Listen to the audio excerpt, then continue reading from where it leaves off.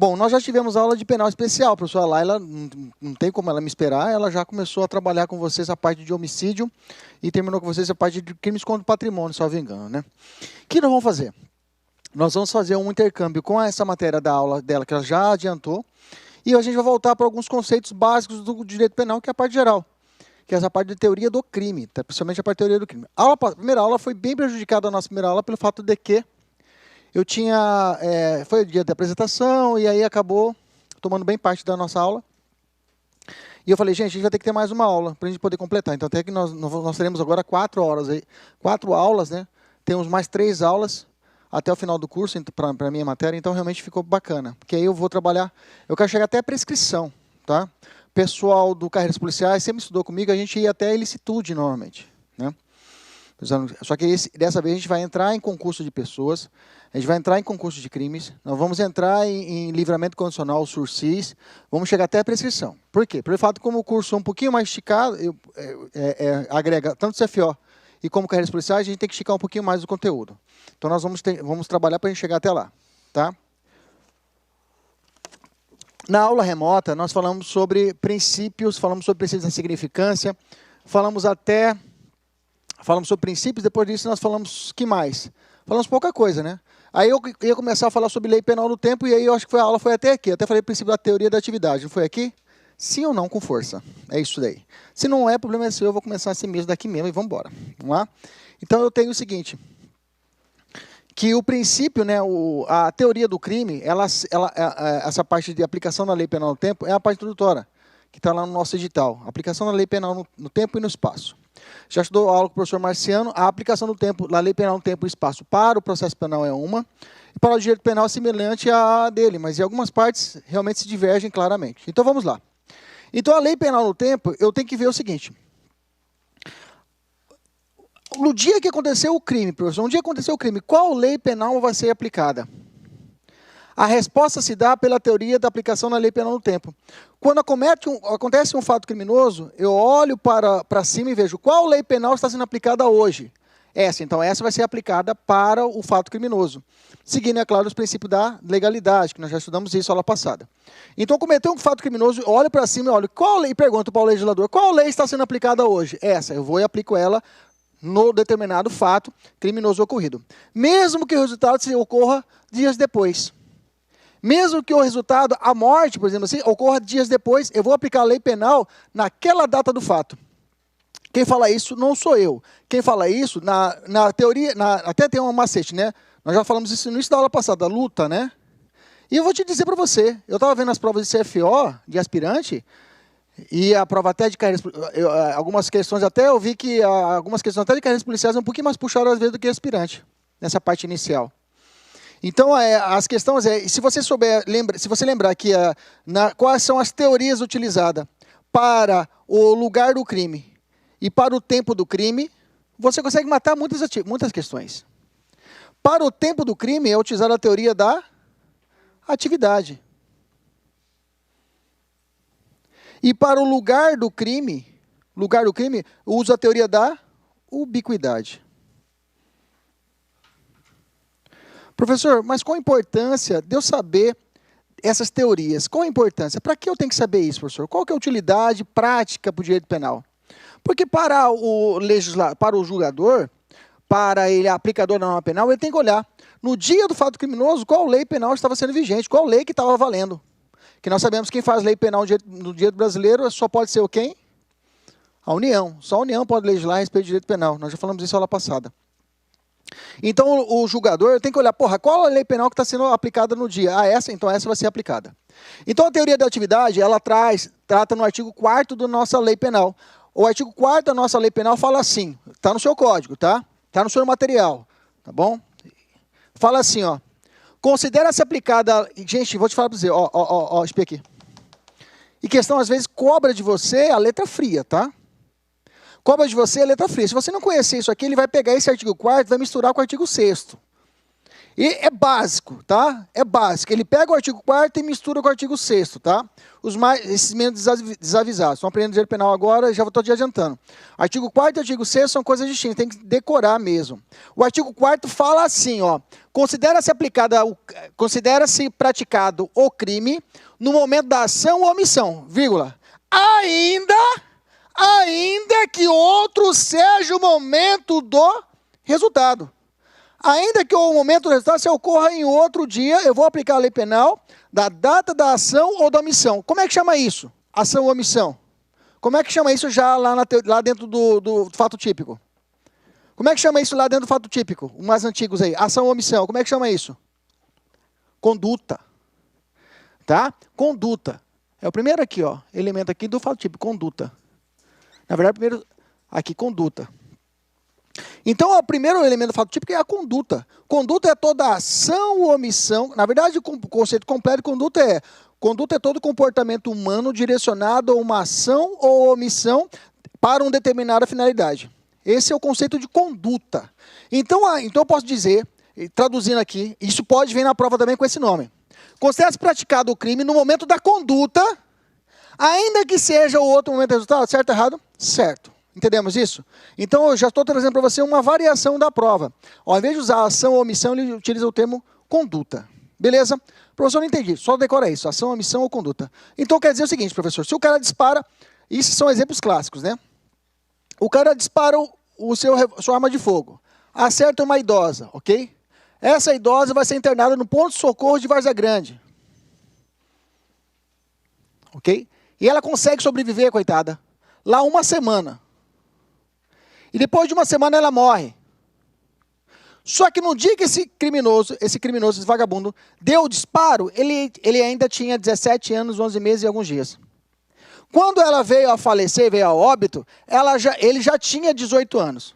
Aí vão te perguntar o óbvio. Nesse caso, qual lei penal vai ser aplicada? Vai ser aplicada o ECA ou vai ser aplicado o Código Penal? Você vai dizer o quê? ECA.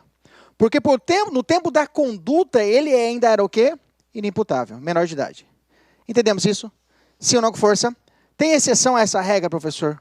Todo crime eu aplico dessa forma? Para os crimes instantâneos, eu sempre aplico essa regra. Para que é importante? O que é um crime instantâneo? Até o nome se diz, né? Crime instantâneo. A consumação se dá de forma o quê? Imediata. Ela não se propaga no tempo. A consumação do crime não se propaga no tempo. Ela se consuma de forma imediata. Ok? Então, nesse caso, os crimes instantâneos, eu uso praticamente essa regra do artigo 4º e é a regra básica do Código Penal. E nesse dia, com essa teoria, eu consigo saber se o cara é putável ou inimputável. Então, a imputabilidade penal pela idade, eu consigo verificar no momento do ataque. No momento da conduta. Não só a penal, eu posso também dizer a inimputabilidade também por doença mental. Eu posso dizer, na conduta, ele tinha realmente o sentido, a razão, a circunstância de saber realizar aquele ato criminoso? Eu vou questionar isso durante a prova. Durante a análise da prova. Tem exceções? Tem exceção a essa regra? Tem alguma coisa que vai ter olhar o dia da conduta era uma coisa, situação, e eu vou aplicar o dia do resultado? Tem alguma exceção a essa regra? Tem. E aí é a cereja do bolo. Aí é a cereja do bolo. Por quê? Nós estamos falando de uma súmula do STF, a súmula não é vinculante, súmula 711 do STF. Eu preciso que você anote essa súmula, tá? Se você já anotou, beleza.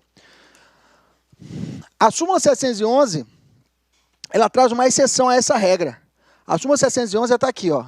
A lei penal mais grave aplica-se ao crime continuado ou ao crime permanente, se a sua vigência é anterior, cuidado, o examinador coloca posterior, ele pega, olha para mim, o examinador vai colocar aqui posterior, tá? Ele vai colocar na prova, ele vai usar essa súmula e vai colocar na prova, vai colocar a palavra posterior, é anterior à cessação da continuidade ou permanência. Professor, não entendi porra nenhuma. Vamos lá. Primeira coisa, crime permanente, crime continuado, é a mesma coisa? Não, senão não teria colocado os dois de formas diferentes ali. Permanente e continuado são coisas distintas. O crime permanente, vamos para exemplos para você entender. Crime permanente é aquele crime onde a execução, a consumação do crime se propaga no tempo e no espaço. Tem alguns crimes que, quando você dá uma facada na pessoa e tira a facada, o crime já foi instantâneo. Já consumou-se a lesão corporal. Agora, tem crimes onde essa consumação, ela continua rodando, não acabou o crime ainda. São as situações, por exemplo, dos crimes de sequestro e extorsão mediante sequestro. O que eu quero dizer? Quando o cara dá a facada e tira a faca, eu olho para cima e falo, qual lei penal está sendo aplicada hoje para esse caso? Ah, de tanto a tanto. Beleza, artigo 129, aplico ela.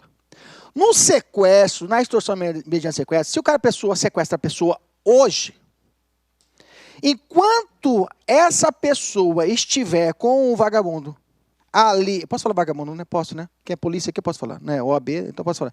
O vagabundo estiver preso ali, né? Porque tem que saber o que você fala, né? Na OAB eu não posso falar vagabundo, é meu cliente, né? Aqui na OAB, vagabundo, então você pegou o cara, enquanto ele estiver mantendo a permanência dessa pessoa com o criminoso, o crime ainda não cessou. A consumação do crime ainda não cessou. Ele está perpetuando no tempo. Então, se passado 1 ano, 2 anos, 3 anos, e no 3º ano você como policial, e você sabe que crime permanente possibilita o flagrante a qualquer momento, não é isso? Quem fala isso no Código Penal é quem? Código de Processo Penal. Você socar o pé e pegar no cativeiro o vagabundo, naquele momento em que cessar a permanência, aí eu olho para cima e falo, qual lei penal está sendo aplicada hoje? Professor, se for uma lei penal, durante esse meio tempo, o crime era de 6 a 12, e quando você bateu na porta do vagabundo lá, o crime agora de 12 a 30. É uma lei penal mais grave, sim ou não? Sim. Qual vou aplicar? A mais branda por tempo da execução do crime, da conduta, ou o final ali quando cessar a permanência? Cessar a permanência. Mas professor, mas você acabou de falar. Não, esse aqui é a exceção à regra. Crime permanente e crime continuado. Crime continuado está lá no artigo, crime continuado está no artigo 71, lá na parte de concursos de crimes, né? Quando o cara comete o crime com o mesmo modus operandi. Um conceitinho básico, não vamos estudar mais a fundo ele depois, tá? Mesma circunstância de data, prazo, objeto, ele repete aquela circunstância da mesma forma por várias vezes. É a pessoa que vai furtar um bem, em vez de furtar todo o bem, ele furta um de cada dia, ele furta um benzinho, um bem. É a secretária do lar que pega a baixela da esposa, baixela não, aquele faqueiro que você ganhou lá de casamento, e onde ela vai cada dia vai pegando uma colherinha, até cometer o crime por total. Nesses crimes, crime continuado e permanente, eu tenho a mesma aplicação. Mas os crimes habituais, aplica-se também essa regra? Crime habitual, aplica-se essa regra também? Crime continuado, crime permanente, crime habitual. Crime habitual não está na súmula. E aí, o que eu faço? O que é um crime habitual, 01?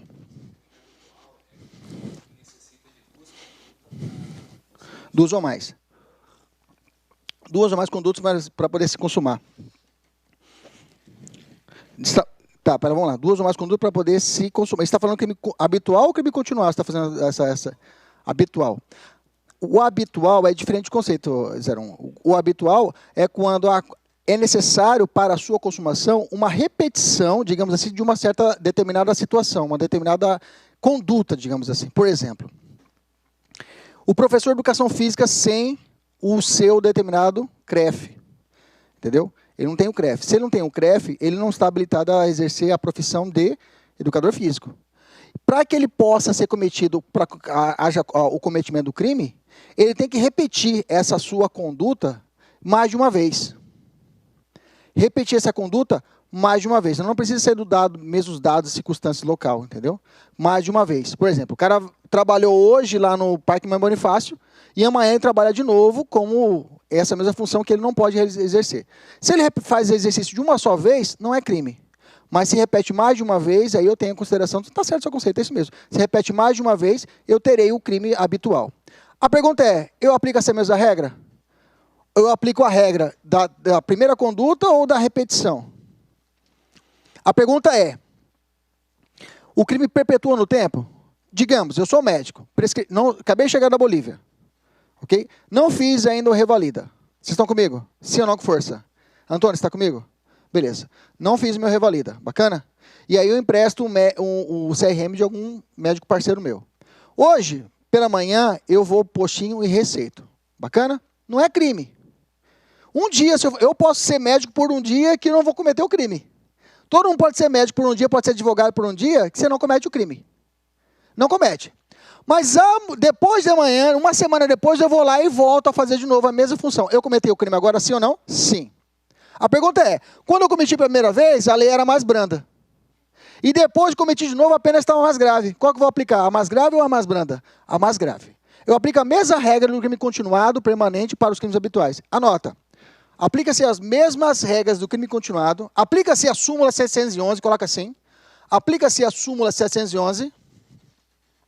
Aplica-se a súmula 711 do STF aos crimes habituais. Aos crimes habituais. Aos crimes habituais.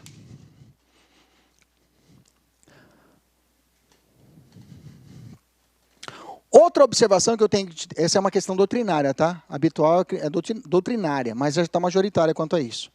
Por isso que eu estou dizendo para você anotar, porque não está na súmula, tá? Outra observação que eu dizer para você é que a prescrição, conforme o artigo 111,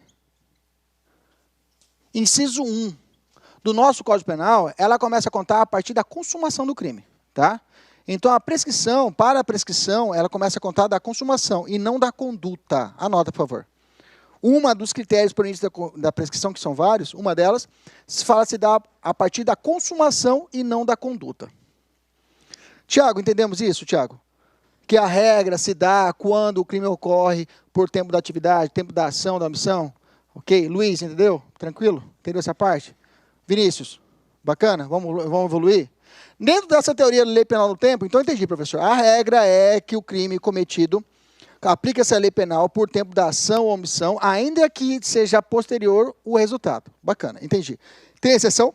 Tem. Crime continuado, crime permanente e crime o quê? Habitual. Que eu vou aplicar, enquanto cessar, quando cessar a permanência, eu aplico a lei penal, ainda que seja o quê? Mais dura, mais grave a pessoa. Bacana? E aí eu entro em 3 situações chamadas sucessão de lei penal no tempo e no espaço. A sucessão de lei penal no tempo e no espaço é muito tranquilo. O que nós temos que lembrar de início? O que nós temos que lembrar? Temos que lembrar que o seguinte, existem 4 espécies de lei penal que pode ocorrer durante o tempo e o espaço. 2 delas nunca retroagem. Lembre-se que mesmo que nós estamos estudando para atuar junto à segurança pública, tanto na Polícia Militar ou na Polícia Civil, nós estamos treinando para ser agentes de segurança pública. Mas mesmo assim, na parte penal, nós temos que ter um olhar voltado ao criminoso. No que sentido? Em sentido de benefícios a ele. Um dos benefícios, você tem que lembrar que a lei penal ela não pode voltar para trás para prejudicar o criminoso. A lei penal ela nunca poderá retroagir para prejudicar o criminoso. A lei penal, quando ela for maléfica, ela só pode ter efeito para frente. Como é que chama efeito para frente? A lei penal só vai para frente. Como é que chama isso em termos técnicos? Hã? Ah, sim, perfeito. É ex nunc. Perfeito, ex nunc, efeito ex nunc. Muito bem. Mas tem mais um nome que a prova gosta de colocar. Efeito prospectivo. Coloca aí. A lei penal, quando prejudicar, ela tem sempre efeito prospectivo, ou seja, ela só vai para frente. Vem uma lei penal nova, vamos dar exemplos práticos. Tivemos uma lei penal nova que alterou agora, que trouxe aumentou a pena do crime de roubo, né? Tivemos um aumento da pena do crime de roubo, né? O parágrafo 3º, 157, teve aumento de pena. Essa nova pena, você tem que lembrar que existe 2 crimes quando vai prejudicar. Tem a chamada novatio legis, ou nova lei impejus, e a novatio legis incriminadora. Qual a diferença? Não pode errar, tá? A incriminadora, novatio legis incriminadora, ela trouxe um novo crime. A incriminadora ela traz um novo crime. Anota aí. A incriminadora ela traz um novo crime. A novatio legis, isso eu estou falando em latim, né? Novatio legis, às vezes cai na prova. Novatio legis incriminadora. É a nova lei, um novo crime. Trouxe um novo crime penal. Se trouxe um novo crime hoje, ele só vai poder valer a partir de amanhã. Tá? Se eu tenho um novo crime, só vai poder valer a partir de amanhã. Se vem um novo crime hoje, só pode valer a partir de amanhã. E quem cometeu essa conduta ontem? Não poderá ser abarcada. Ok? Não poderá ser abarcada. E novatio legis impejus é aquela lei nova que o quê? Piorou uma lei que já existia. Mais exemplo clássico, o aumento de pena. Ela aumentou a pena, por exemplo. Novatio legis impejus, o que ela faz? Ela piora uma lei que já existe. ela aumenta a pena, ok? Ela aumenta a pena, que é a regra clássica. Exemplos clássicos, exemplo novo agora. Novatio legis impet, tivemos o aumento do crime de roubo, 157, tivemos agora recentemente. E novatio legis incriminadora, nova lei incriminadora. Uma nova lei que trouxe um novo crime. Artigo 24A, salvo engano, 24A, da lei da Maria da Penha. Os alunos me perguntaram, professor, na lei Maria da Penha tem crime? Eu dizia, não. A lei Maria da Penha não traz conduta criminosa. Não tinha. Até o ano passado. Agora tem. Agora tem o crime específico de desobediência. É um crime específico de desobediência. O criminoso vai e desobedece às medidas protetivas determinadas pelo juízo, ele incorrerá em crime. Ou seja, ele já responde por um crime, já está respondendo por um processo. Se ele desobedece essa ordem, ele vai responder por mais um crime. Por outro crime. 24A. Nesse caso, só poderei aplicar esse novo crime para os efeitos pós-lei. Quem desobedeceu em 2017, será aplicada essa lei penal nova? Não. Entendemos isso? É muito simples, né? Acho que todos aqui, todos que já estudaram penal, já sabem mais ou menos essa parte bem tranquila, né? Beleza. Só minha queridas colegas que está começando, você entendeu? Que a lei penal só pode ter efeito prospectivo, não pode ter efeito retroativo? Mas se for para beneficiar o criminoso, ela pode retroagir? Pode não. Ela tem que fazer o quê? Deve. Ela tem que retroagir, tá? A lei penal, se ela for mais benéfica, ela deve retroagir. Bacana? Me dá um exemplo recente de lei penal. Já vou responder. Houve recentemente, no crime de 157, imaginamos que o meu cliente, em 2017, ele foi preso por roubo com a majoração de pena de uso de arma, ok? Não é qualificadora, é majorante. Aumentou a pena porque ele estava usando arma. Qual que era a arma que ele usou? Um pedaço de pau. Ele rendeu a pessoa, pegou um pedaço de pau. Me dá seu tênis, com um pedaço de pau na mão. Me dá seu tênis, com um pedaço de pau na mão. Ok? E naquela época, ele foi enquadrado com crime de roubo, consumado, ele não conseguiu levar o tênis, com a majorante da pena por uso de arma. Ponto. Bacana? Bacana. Pau, tá lá cumprindo pena. Bacana? Beleza. Agora em 2018,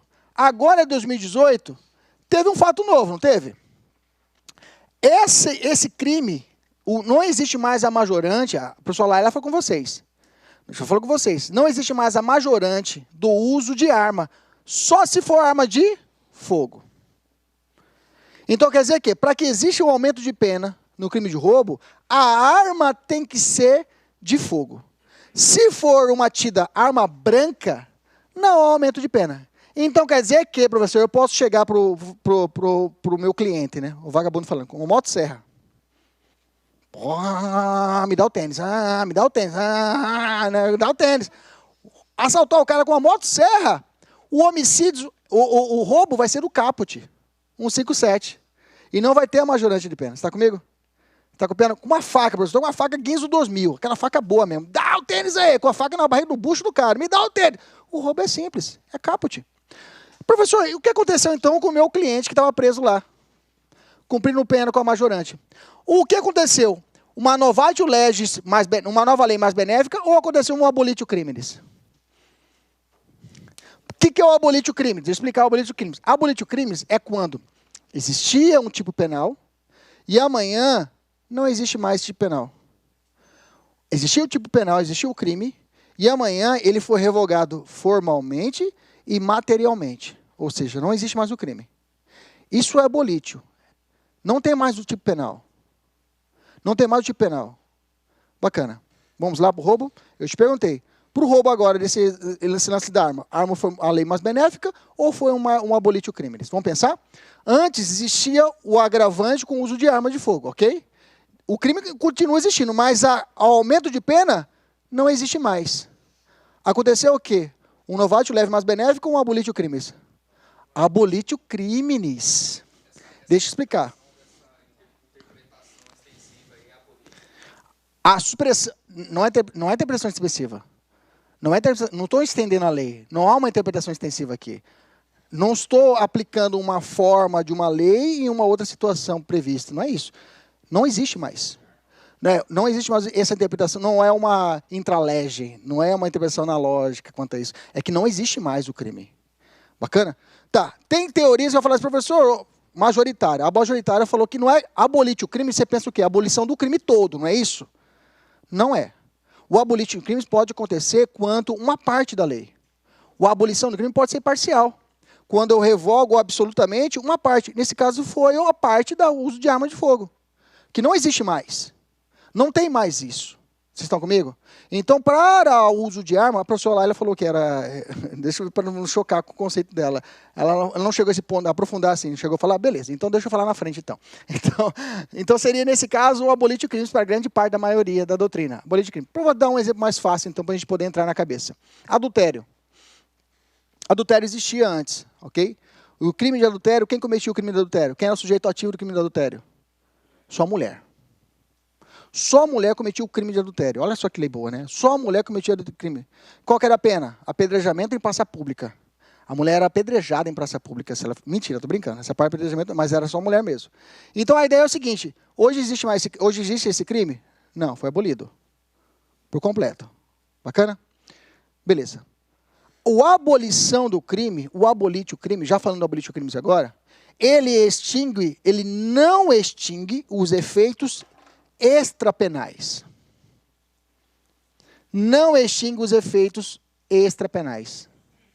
Os efeitos secundários da pena, que estão contidos lá no artigo 91 e 92 da Lei Penal, secundários da pena, são aquelas hipóteses, por exemplo, tem os secundários penais e os extrapenais. Ok? Nesse contexto, os efeitos extrapenais, por exemplo, se o cara foi condenado a determinada conduta, crime, está condenado lá. E, além disso, o juiz determinou que ele indenizasse a família. Pode ter isso no direito penal? O cara pode ser condenado a indenização de dinheiro? Sim ou não? Sim. O juiz, por tempo da pena, ele pode determinar o mínimo do dano moral, o dano material a ser determinado. Ele pode falar isso. Ó, você matou a família? Matou. Matou o pai da família? Matou. Então, você vai ter que indenizar os filhos. Até eles terem 18 anos. Pode ter isso? Pode. O juiz pode determinar. Não sei se o cara vai pagar, mas pode. Se acontece um abolite crimes, o crime deixa de existir, o efeito penal do crime em si sumiu. Mas a responsabilidade de realizar o pagamento da indenização ainda o quê? Perpetua. Ok? Entendemos isso? Só que tem que tomar um cuidado, tá? Eu tenho dois efeitos extrapenais. Eu tenho o efeito penal e o efeito civil. Tá? O efeito penal e o efeito civil. O efeito penal, digamos assim, o abolite crimes, ele extingue os dois. Ele volta a ser primário. Sumiu o crime. Só que o indulto, recentemente, a súmula 631 do STJ, todo mundo sabe o que é indulto? O indulto? Indulto é quando o presidente da República ele vai e determina o quê? Quem cometeu crimes no período tais e tais, que está preso, poderá ser indultado e faz por ordem presidencial, determina o indulto daquela pena. O cara está liberado. Só que o indulto, ele não exclui os efeitos secundários da pena. Os efeitos secundários penais e extrapenais, ok? O indulto, essa súmula nova, só para você não confundir com o abolite crimes. O abolite crimes, os efeitos secundários extrapenais e penais, eles somem, o cara volta a ser primário. Aqui no indulto, que agora essa recente súmula do STJ, falou o seguinte, o indulto, ele extingue apenas os efeitos penais. Os efeitos extrapenais, secundários, penais e extrapenais, não se... Ou seja, aqui, no indulto, ele continua, se ele cometer outro crime no período de 5 anos, que é o período de prova ou depuração, ele será o quê? Reincidente. O indulto, se ele saiu, indultei, opa, beleza, estou de boa na rua. Se ele vai e comete o crime, ele é reincidente no período de 5 anos. O abolite crimes, não. O abolite crimes, ele foi abolido, não há mais crime. E se na fase... E para quem que eu peço a concessão desse abolite crimes? Para quem que eu vou pedir? Qual o juiz que eu vou pedir? Ele já está cumprindo pena. O juiz da execução penal ou o juiz do conhecimento? Quem que eu vou pedir? Nossa, esse senhor doutor juiz... Aí qual que vai ser? O cara que condenou? Ou o cara que está acompanhando a pena dele? O que vocês acham? O cara que está executando a pena. Tá? Então, na fase... Isso é uma outra questão de prova, tá? Na fase de execução de pena... O pedido de aplicação da norma mais benéfica ou do abolite deve ser direcionado ao juiz da execução.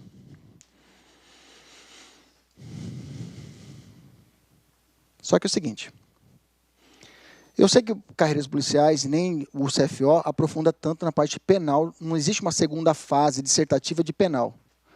Mas eu vou dar um pouquinho mais de conhecimento para vocês. Você já decorou.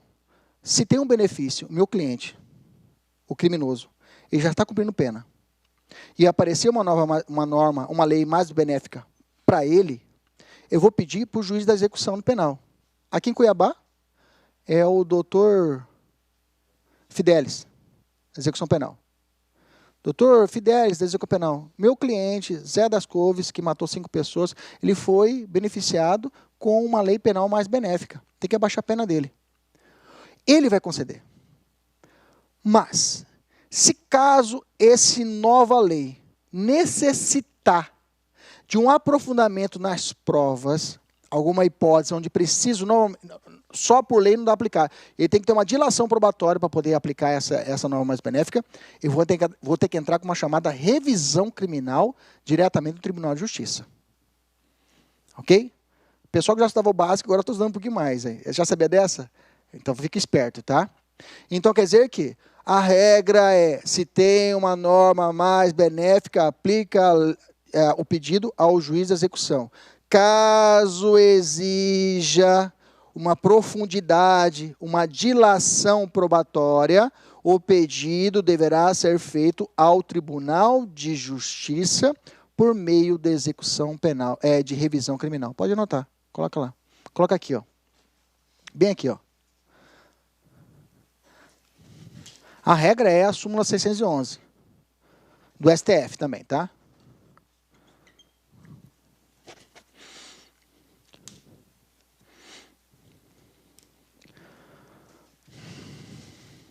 Aí você coloca assim, caso necessite de dilação probatória,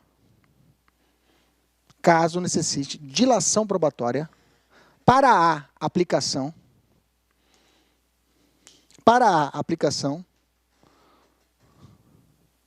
da lei mais benéfica,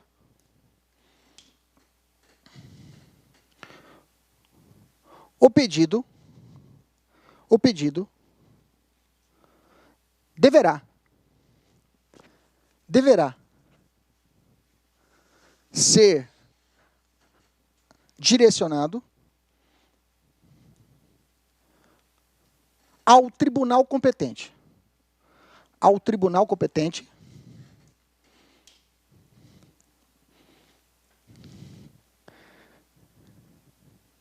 Via revisão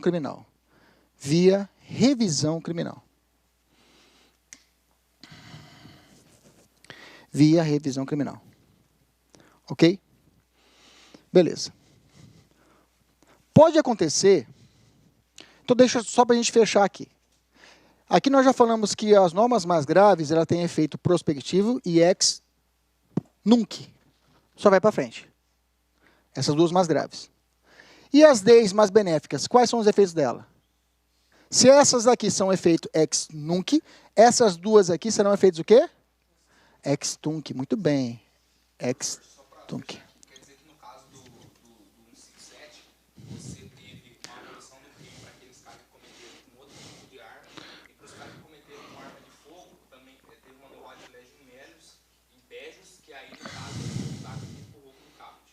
Foi para os dois, no caso. Não, mas aí não retroage. Se for em Pejos, não retroage, né? Cometeram com arma de fogo. Como foi em Pejos, aí no caso vai voltar como se eles não tivessem cometido com arma de fogo. É isso? Isso, retroage, né? Retroage, se quiser retroagir, né? Como eu não tivesse cometido com a... Foi um dos dois, aí ninguém cometeu o arma de fogo, começou dali para frente. Bateu até hoje. Você entendeu? Entendi.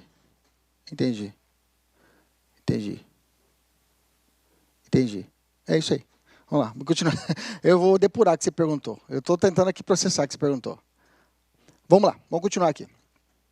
Você disse o seguinte, né? 157 aqui. Agora, uso de arma, ok? A ideia é o seguinte, quem usou... Duas perguntas. Quem usou a arma aqui, continua? Continua. Ok? Continua, ok? O que mudou aqui foi... Mas, professor, mas não é uma norma mais benéfica, uma retroagir? Não, porque foi suprido aquele artigo que eles... Se foi suprido, ele não tem que ser beneficiado Para quem usou... Não, não, quem usou... Não. Quem usou a arma, continua. Porque suprimiu-se... Na verdade, ele especificou. Não, o tipo penal continua. Mas continua. Não houve mudança nele. O que não muda, deixa quieto. Beleza? É que você está indo um pouquinho mais. Não, não vai tanto, volta um pouquinho. Aí você está legislando nesse seu pensamento. Não, não legisle. Deixa como está. Se usou arma, é isso aí. Se não usou arma de fogo antes e foi condenado por uso de arma, agora retroage para ele. Bacana? Fica nessa. Não vai mais que isso, Rodrigo, senão você vai confundir. Ok? Aí começa a depurar demais. Aí já sai da casinha. Aí perde ponto. Ok? Beleza. Aqui é ex tunc, efeito retro. Alguém falou? Fala, Vinícius. Vou falar agora. Não, não é adequação normativa típica. Vou explicar. O que é adequação normativa típica? Vou falar aqui agora. Ok? Retroatividade, retroagiu. Retroatividade, ela retroage para beneficiar o criminoso. Bacana? E tem mais um efeito. Alguém lembra mais um outro efeito? Mais um efeito das normas benéficas. Lembra? De cabeça? Ultrativas. Anota aí. Ultrativas. Ultrativas.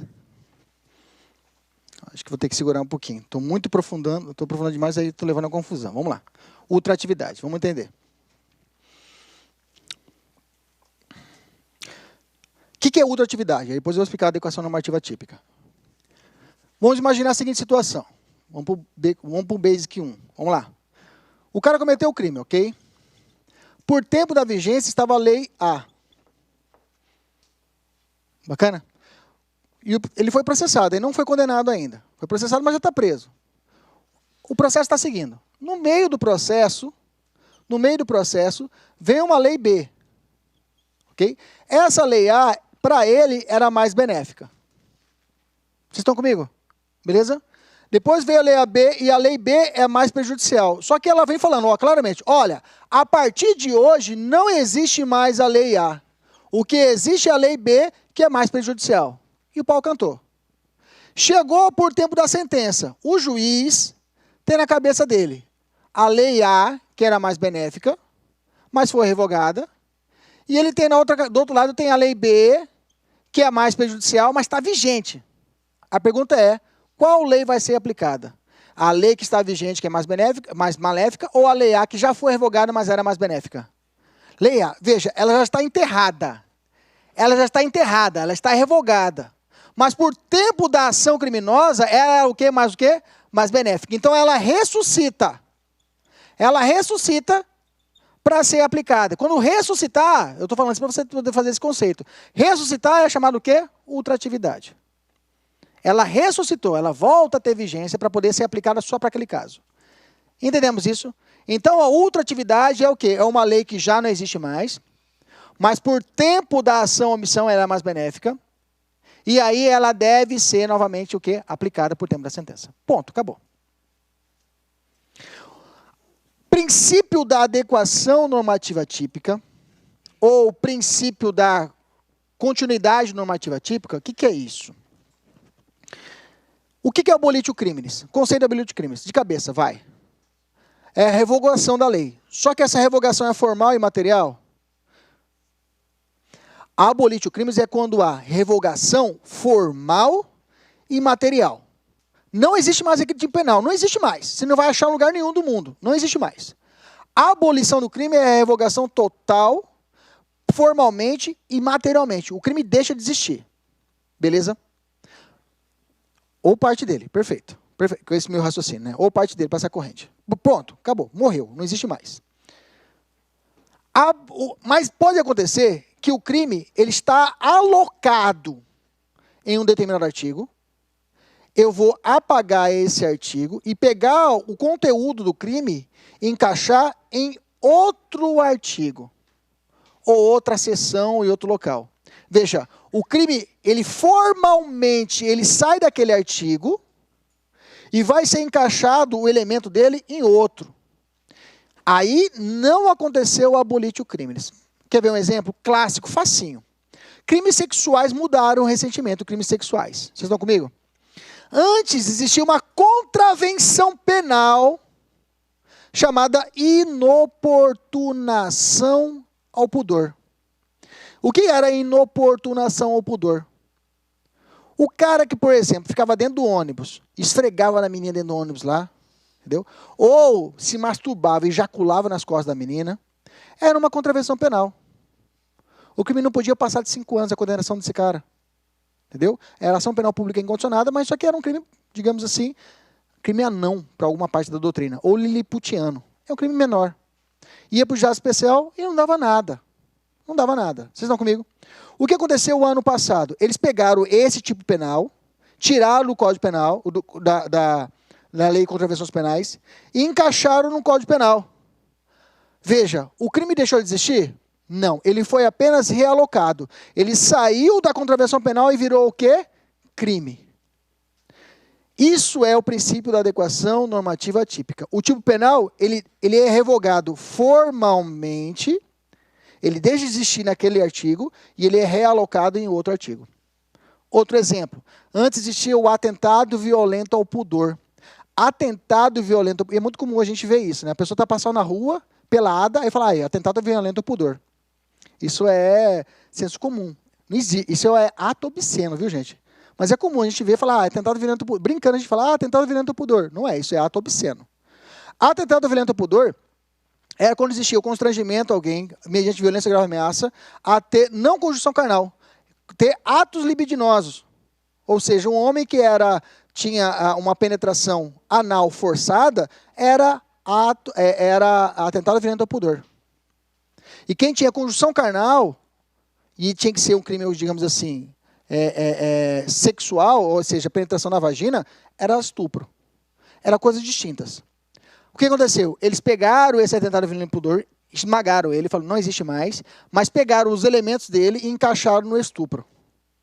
Então, hoje, estupro, artigo 213, é todo o constrangimento violento ou grave ameaça que vai causar o quê? Uma conjunção carnal ou qualquer outro ato libidinoso. Então, o homem hoje é estuprado, que antes não era. Então, pegou e realocou. Quando realoca o tipo penal, ele deixa de existir no artigo, mas os seus elementos passam a migrar para o outro, eu tenho o quê? Princípio da adequação normativa típica. Entendemos isso? Sim ou não, força? Isso, adequação normativa típica ou princípio da continuidade, tá, gente? Você pode achar na prova também, princípio da continuidade normativa típica. Princípio da continuidade normativa típica. Bacana, anotamos? Beleza. E aí a gente vai mais um ponto, ainda dentro da parte da lei penal do tempo, é a chamada lei temporária e lei excepcional. Ah, não falei aqui da vacatio legis temporárias. Essa aqui caiu na última prova da Polícia Civil, tá? Hoje é a prova da Polícia Civil. O que é vacatio legis temporários? Por um dado período de tempo, o legislador fala, daqui até aqui, determinado tipo penal não existe mais. Passou essa data, esse tipo penal volta a existir. O crime existia aqui, nesse período não há crime, e depois daqui, desse prazo determinado, o crime volta a aparecer. O que aconteceu com o cloreto de etila? O cloreto de... Já ia falar estado de desarmamento, né? Que é o exemplo comum, mas tem o cloreto de etila. O cloreto de etila, por um período de tempo... O que é o cloreto de etila? Alguém sabe? Qual é é básico para qual crime? Para qual entorpecente? Lança perfume, os caras conhecem. Olha só, então, o cloreto de etila, o estagiário que fazia a portaria lá da Anvisa, um dia ele pisou na bola, então falou, vou tirar essa porra aqui, eu vou ver o que vira. Ele foi e tirou. E por determinado período de tempo, o cloreto de etila ele deixou de existir como crime, como elemento entorpecente. Deixou de figurar lá na lista da Anvisa como entorpecente. Então, por esse período de tempo, ele deixou de existir como crime. Então, quem cheirou o lance-perfume nessa época aqui, não cometeu o crime, digamos assim, ou de tráfico ou de uso, né? Ao 28.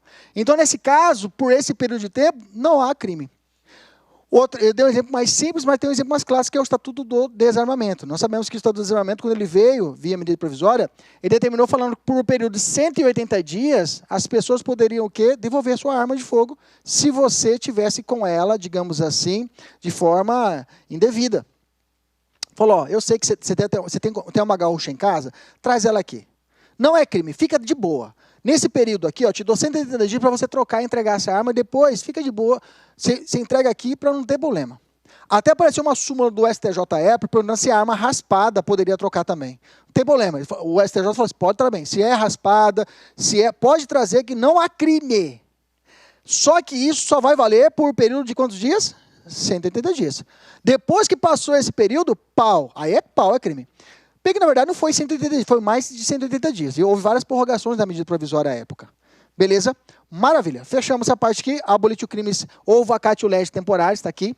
E aí eu tenho ainda na lei penal no tempo, eu tenho a lei temporária e a lei excepcional. Lei temporária e lei excepcional são ultraativas. Professor, me dá um exemplo de lei temporária. A lei geral da FIFA. Por um período de tempo, falou, ó, é crime. Ó, é crime, tá? Aqui, diferente da vacatio legis temporários, a lei temporária, normalmente, ela fala, ó, a vacatio legis temporárias é tirar o crime por um período de tempo, não é isso? Sim ou não, com força? Vocês estão comigo? Beleza. A vacatio legis temporárias é tirar o crime por um período de tempo. A lei temporária é o contrário. Eu coloco o crime por um período de tempo. Na Lei Geral da Copa foi até dia 12 de dezembro, eu acho, de 2004. Não lembro a lei inicial dela, quando é o período inicial dela, quando começou a valer. Vamos botar aqui janeiro de 2004, tá? Não, 2014, perdão, 2014, né? A Copa foi 2014. Então falou, nesse período de tempo, eles colocaram, ó, existem alguns crimes que vão ser imputados nesse período de tempo. Então, se o cara cometeu o crime nesse período de tempo, será aplicada a Lei Geral da Copa. Professor, se ele cometeu a conduta depois, não é crime. Então, a lei temporária, ela fala por um período de tempo haverá o crime.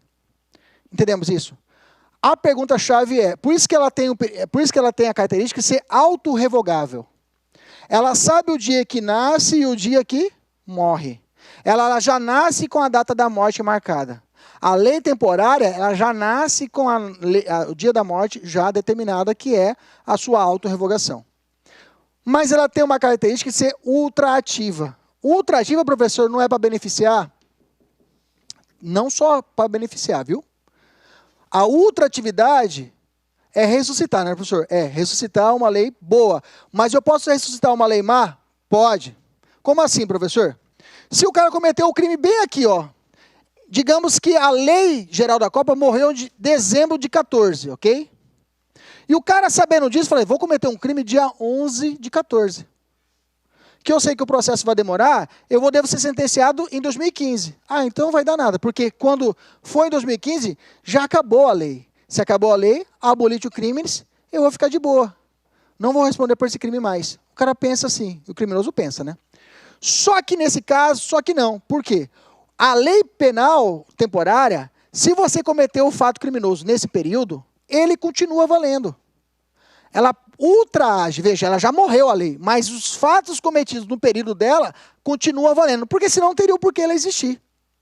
Entendeu? Senão tinha o porquê ela existir. Então elas continuam valendo. Professor, só prazo determinado? Não, tem outros crimes também que eu tenho o quê? A lei temporária determina prazo, mas tem a lei excepcional, que ela vai dar em circunstâncias excepcionais, digamos. Eu posso criar uma lei excepcional numa época de guerra declarada? Pode, não pode? Pode.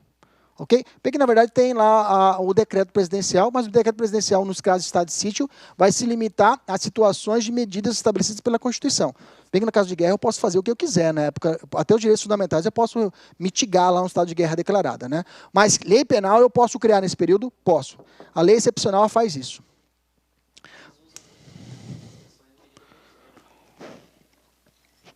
Mas isso nós já superamos, né? Medida provisória não legislativa penal. 120 dias, né? Que vai falar o marido dela, vai falar que vai valer. Não. Nós já sabemos que medida provisória não se aplica à lei penal, só se for para beneficiar esse posicionamento do Supremo. Entendi. Pegar a lei temporária, né? Beleza. Se for uma lei temporária... Beleza, boa pergunta. Qual que vai ser a natureza jurídica dessa lei? Que tipo de lei que eu vou fazer uma lei temporária ou uma lei excepcional? Qual vai ser a espécie de lei?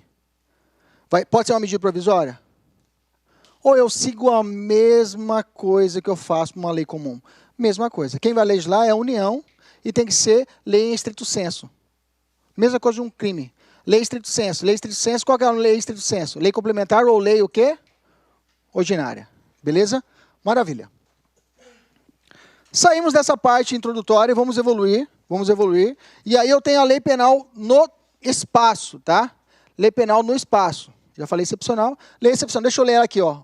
Artigo 3º fala assim: a lei excepcional temporária, embora decorrido o período de sua duração, ou cessar as circunstâncias que a determinaram, aplica-se ao fato praticado durante sua vigência. São autorrevogáveis e ultraativas. Beleza. A lei penal no espaço é mais fácil da gente visualizar ela. A lei penal no tempo, professor, entendi. Nasceu uma nova lei, lei penal só vai aplicar para frente. Se ela for benéfica, ela vai retroagir para o criminoso. Benéfica é lei mais benéfica ou abolite o crime. Bacana, entendi, professor. Só tem que ficar esperto que, às vezes, uma lei ela some formalmente, mas ela continua vigente em outro artigo. Ah, beleza. Aí não houve abolite. Bacana. São pontos chaves, tá? Esses pontos que eu coloquei aqui é tudo questão de prova. Os pontos chaves você tem que saber dessa parte da matéria. Tibaldi, vamos lá. Lei penal no espaço. Lei penal no espaço aplica-se a regra, aplica-se a teoria da ubiquidade. Se o tempo, a lei do tempo, eu aplico a teoria da atividade, aqui tanto faz o local da ação, omissão e o local do resultado. Tanto faz. Ela se prende a mais os crimes à distância, tá? Espaço máximo. Começo cometendo o crime do Paraguai e vou encerrar o crime em Mato Grosso. Nesses casos, não é para trazer regra de competência penal. A gente não analisa a competência penal aqui. Vamos lá. Vamos a um caso prático. O vagabundo cometeu um crime aqui em Cuiabá. Ok? O cara cometeu um crime aqui em Cuiabá. Aquele que passou ontem na TV. O cara foi e roubou com o carro do sogro, cometeu um crime. 2 vagabundos. Cometeu o carro do sogro, cometeu um crime. Imaginemos que esse cara pegaram esse carro e foram para Cáceres. Ok? No dia que ele deu disparo na pessoa, no assalto, a pena, digamos, latrocínio, matou a pessoa. 12 a 30 anos. Beleza? Vocês estão comigo? Beleza. E ele foi para Cáceres. Em Cáceres, ele foi pego 6 meses depois. Não é permanente o crime, crime comum, instantâneo. Bacana?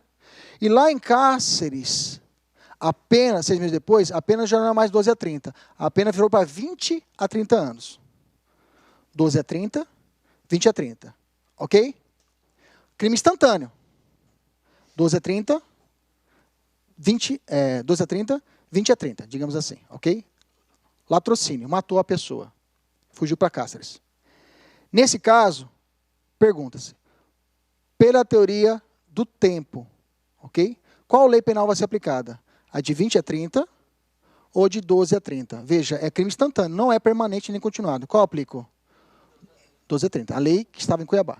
Cedemos isso? Sim ou não com força? Com força, sim ou não? Se fosse um sequestro, ou uma extorsão mediante sequestro, 12 a 30, 20 a 30. Eu pego ele 6 meses depois. Qual que vou aplicar? 20 a 30. Vocês estão comigo? Beleza. Tempo do crime. Vamos usar o latrocínio novamente. Tempo do crime, Cuiabá, 12 a 30 anos. Vocês estão comigo? Lugar do crime. Lugar do crime. Qual vai ser o lugar do crime? Cuiabá ou Cáceres? Tanto faz. Lugar onde foi a ação ou onde se deu, não, tanto faz, não interessa. Ok?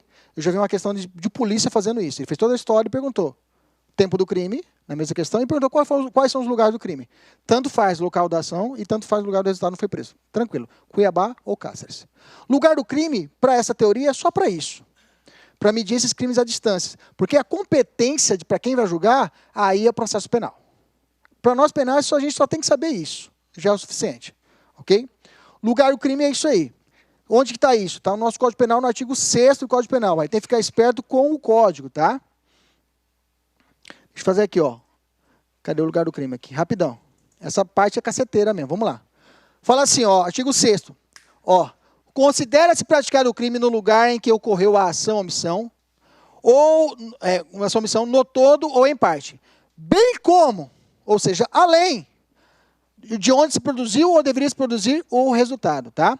Então, o artigo 6º não determina a competência, só para a gente saber que aplica-se ao lugar do crime a teoria da ubiquidade. Tanto faz no local da ação ou no local do resultado. Bacana. Entendi o primeiro ponto, professor. Vamos evoluir. E aí, para a lei penal, a regra no Brasil, a teoria aplicada é a teoria da territorialidade temperada. Temperada, você pode achar outro nome aqui. Como chama esse outro sinônimo aqui? Mitigada. Ok? Mitigada é reduzida, diminuída, encolhida. Tá? Por quê? Porque é o seguinte, a regra é, se cometer um crime no Brasil, se cometer um crime dentro do Brasil, qual lei penal vai aplicar? A brasileira. Cometeu um crime no Brasil, qual lei penal vai ser aplicada? A lei brasileira e ponto, e acabou. Mas, porém, contudo, entretanto, todavia, o nosso próprio Código Penal fala, olha, se existir um tratado, se existir uma convenção, ou se existir alguma regra de direito internacional que diga o contrário, que eu poderia aplicar essa regra internacional em um crime cometido no Brasil, eu aplico ela. Porque o nosso Código Penal fala, por isso que a regra não é temporalidade absoluta, ela é temperada e misturada, porque o nosso próprio Código admite que é possível a aplicação de uma outra regra internacional dentro de um crime cometido dentro do Brasil. Exemplo, um crime cometido por uma pessoa que tem imunidade diplomática. Uma pessoa que tem imunidade diplomática. Se ele comete o crime no Brasil, existe uma convenção própria que trata disso, que é a Convenção de Viena. A Convenção de Viena trata disso. Se um presidente ou algum representante da nação esteja em uma missão oficial, poderá ser aplicada a Convenção de Viena e não a regra brasileira.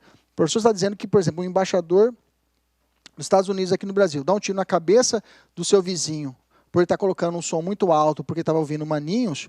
Nesse caso, eu tenho a possibilidade que esse diplomata não será responsável pelo Brasil criminalmente, penalmente. Penalmente no Brasil, não, porque eu vou aplicar as regras da Convenção de Viena. E lá estabelece as regras para a punição desse sujeito. Entendemos isso? Vou dar um passo a mais. Pode ser que o Estado acreditante, é porque eu acredito ao meu diplomata. Ele pode retirar. Os Estados Unidos falam assim, ó, estou retirando o crédito que eu dei para esse diplomata. Se o Estado acreditante ele retira o crédito dado ao diplomata, ele não goza mais de imunidade. Aí, se ele não goza mais de imunidade, aí ele cai na unha do Código Penal. Entendemos? Mas se ele existe a blindagem, a imunidade diplomática, eu aplico as regras de direito internacional e não a brasileira. Entendemos isso? Sim ou não com força? Meninas, entendeu? Meninos, entendeu? Então a regra é a seguinte, eu aplico a lei penal no Brasil, mas se caso existir uma regra internacional, eu aplico ela. Beleza? Porque o Código Penal fala isso, ó, sem prejuízo. Sem prejuízo de convenção, tratado que trata disso. Bacana. Beleza. Território. O que é o território no Brasil? Tá? Território, eu tenho o sentido jurídico dele, eu tenho o sentido material, mas o que nos interessa é o sentido de extensão ou flutuante. Tá? Existe hipótese, gente, isso aqui é o básico, quem fez direitos, aquela questãozinha lá do direito penal 1, uma embarcação militar brasileira ancorada nos Estados Unidos. Gente, é aquela regrinha básica. Só quero que você não confunda o seguinte, ó. Esse aqui é território por extensão, não é extraterritorialidade, são coisas distintas. Território brasileiro está dizendo o seguinte, ó, existe algumas hipóteses em que vai ser território brasileiro. Isso está no artigo 5º do Código Penal. Olha só, Adriane, olha só. Eu tenho as regras de embarcações e aeronaves. Se eu tenho uma embarcação pública, o que é uma embarcação pública? O que é uma aeronave pública? Dá um exemplo de uma aeronave pública. A serviço. O que é, professor? O avião da FAB. O navio, uma fragata lá da Marinha. Pronto. Normalmente, a gente sempre coloca esse navio de guerra brasileiro. Bacana? Se é um avião da FAB, se é um navio de guerra brasileiro, está a serviço, e é navio brasileiro de guerra só por isso, ou particular, ou a serviço do Brasil, em qualquer lugar do mundo que acontecer um crime, será aplicada a lei penal brasileira. Eu vou abrir o Código Penal e aplicar naquele caso. Se acontecer o homicídio dentro dessa embarcação de guerra brasileira, ancorado no Mediterrâneo, eu vou aplicar a lei penal brasileira. E vão dizer o seguinte, uma embarcação brasileira ancorada no porto da República de Malta. E lá, dentro desse navio de guerra brasileiro, tinha um argentino e um brasileiro.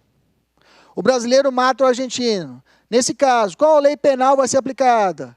A da Argentina? A da República de Malta? Ou a brasileira? Brasileira. É lei penal brasileira. Entendemos isso? Navio de guerra ou embarcação de governo brasileiro, ou serviço do governo brasileiro, é aplicada a lei penal brasileira em qualquer lugar do mundo. Qualquer lugar do mundo. Beleza? Existe um negócio chamado passagem inocente, tá, gente? Passagem inocente é a possibilidade que o Brasil observa pela nossa própria marinha, fala que uma embarcação, ela pode passar pela costa brasileira, pelo mar territorial, e ela não vai ser incomodada. E os crimes ali cometidos, o Brasil não vai ter o que soberania quanto a isso. Mas é a chamada passagem inocente. Tá? O artigo 9 eu coloquei no nosso material lá no rodapé, dizendo o seguinte, que lá atrás de diretrizes, tem que ser rápido, não pode ser demorado, tem todas umas regrinhas lá. Beleza? Continuando, ó. Ainda será aplicada a lei penal brasileira. Aqui está o perigo, tá? Navios ou embarcações mercantes particulares brasileiras. Tá? É brasileiro. Então fala assim, que se acharem respectivamente no espaço aéreo brasileiro, aplica-se a lei brasileira. Ou então um avião da TAM, que esteja sobrevoando o nosso espaço aéreo, cometeu um crime lá dentro, pousou lá em Congonhas, será a lei penal brasileira e pronto. Entendeu? Não tem dúvidas quanto a isso. Uma lei, uma embarcação privada, um avião da TAM, ou um iate, um transatlântico, será aplicada a lei brasileira se ele estiver, olha só, em alto mar brasileiro. O que é o alto mar? O alto mar é uma área de 648 quilômetros, ok? 648 quilômetros da costa brasileira. Cadê o apagador? Ah, está aqui no chão. Ó, alto mar são duas coisas distintas. Aqui é a bundinha do Brasil, ok? Eu tenho um perímetro que vai tratar chamado plataforma continental, zona econômica e o mar territorial, ok? Eu tenho o mar territorial, a zona e a plataforma. Plataforma, zona e mar territorial. O mar territorial é mais pequenininho. Okay? Eu acho que são 22 quilômetros. 22 milhas, né? 22 milhas náuticas. Que transformada vai dar quantos quilômetros? Vai dar 40... Ah, eu coloquei no material. A ideia é o seguinte, se for uma embarcação brasileira, todo esse espaço aqui, ó, todo esse espaço, um crime cometido nesse espaço territorial será aplicado à lei penal brasileira. Se for uma embarcação brasileira, se o crime for cometido nesses 648 quilômetros, 648 quilômetros, já transformei de milha em quilômetros, será aplicada a lei penal brasileira nesse espaço de terra, ok? Ok? Beleza? Ao alto mar é tudo isso daqui. Ultrapassou esse limite, eu já não tenho mais a soberania brasileira quanto a isso. Aí vai regrar a lei da bandeira do pavilhão. O pavilhão vai reger qual que vai ser a lei penal a ser aplicada. Se é americano, vai ser a embarcação americana vai ser aplicada a lei penal americana. Ok? Isso é a embarcação brasileira. Bacana? Professor, aí acontece aquela questão. Dentro de um barco mercante brasileiro, afundou nesse espaço aqui. Afundou. E tem um barquinho. E o barquinho tem um argentino, um brasileiro e um judeu. A judeu não tem nada a ver, né? Vamos lá. Um brasileiro, um americano e um japonês, ok? E eles vão aqui, um mata o outro. Qual lei penal vai ser aplicada? Se a destroço do barco brasileiro estava no nosso espaço, ainda será aplicada a lei penal brasileira, ok? O estrangeiro será dentro do mar territorial, tá? O estrangeiro será dentro do mar territorial, esse espaço menor. Se um crime cometido dentro desse espaço do mar territorial, será aplicada a lei penal brasileira. Então, decora assim, principalmente em embarcação, cai muita embarcação em prova. Se for uma embarcação pública ou a serviço do Brasil, qualquer lugar do mundo. Se for uma embarcação privada brasileira, aonde vai aplicar? No alto mar. Se for uma embarcação privada estrangeira, mar territorial. Ok? Grava essas palavras-chave. Estrangeira, mar territorial. Brasileira, alto mar. E se for pública, brasileira, qualquer lugar do mundo. Beleza? Basicamente, e os destroços seguem a regra do principal, tá? Tem uma regra de direito civil que fala assim, o acessório segue o principal. Aqui a mesma coisa. O acessório vai seguir o principal. Beleza? Nesse contexto eu tenho um negócio chamado princípio da extraterritorialidade. Extraterritorialidade. Extraterritorialidade, gente, não é isso daqui, ó. Olha para mim. É muito comum em prova colocar essa situação aqui e perguntar para vocês se isso aqui é extraterritorialidade. Não, isso aqui é território brasileiro. É extensão. É extensão do território. A pergunta é a extraterritorialidade. Essa parte é chata, né? Mas vamos lá, vamos melhorar. Vamos tentar terminar. Até eu não estou aguentando. Mas vamos terminar esse treino lá para começar em fato típico, pelo amor de Deus. Olha só. A extraterritorialidade, o que é extraterritorialidade? O que é isso? É quando o crime é cometido fora do Brasil, mas não são situações de extensão. A extraterritorialidade, deixa eu ir lá direto aqui, ó. A extraterritorialidade, ela pode ser incondicionada ou pode ser condicionada. Vamos usar o que cai mesmo. A incondicionada cai bastante. A condicionada também cai, mas vou matar agora aqui a incondicionada. Vamos lá.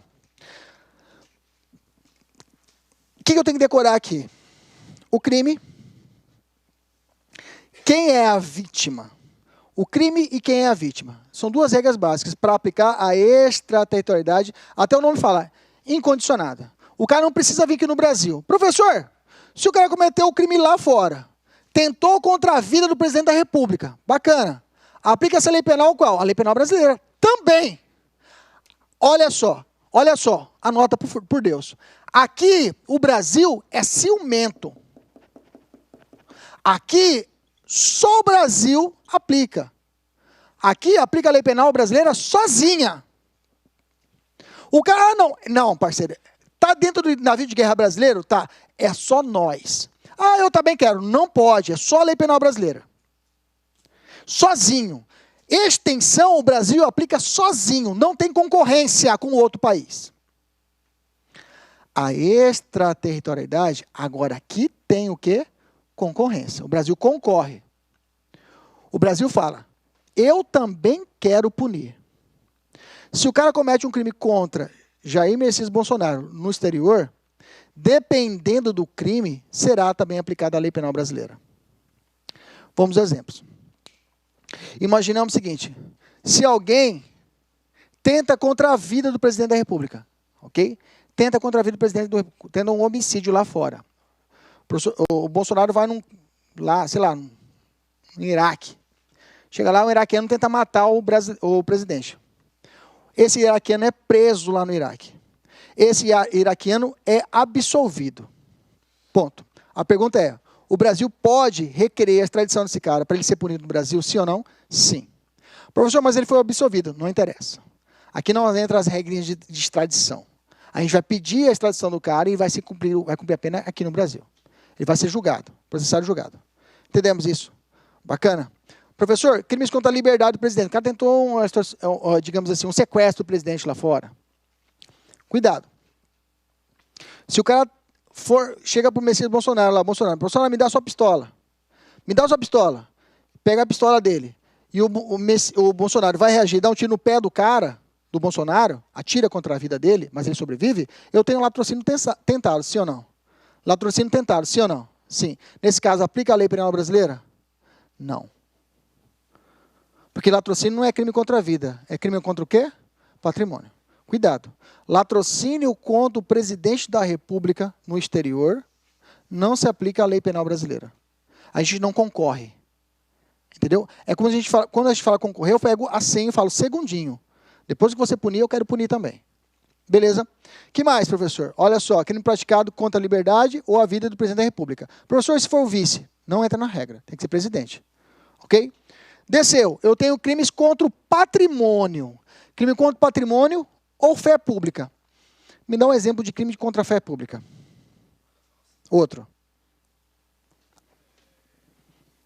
Falsificação. Pode falar, fala.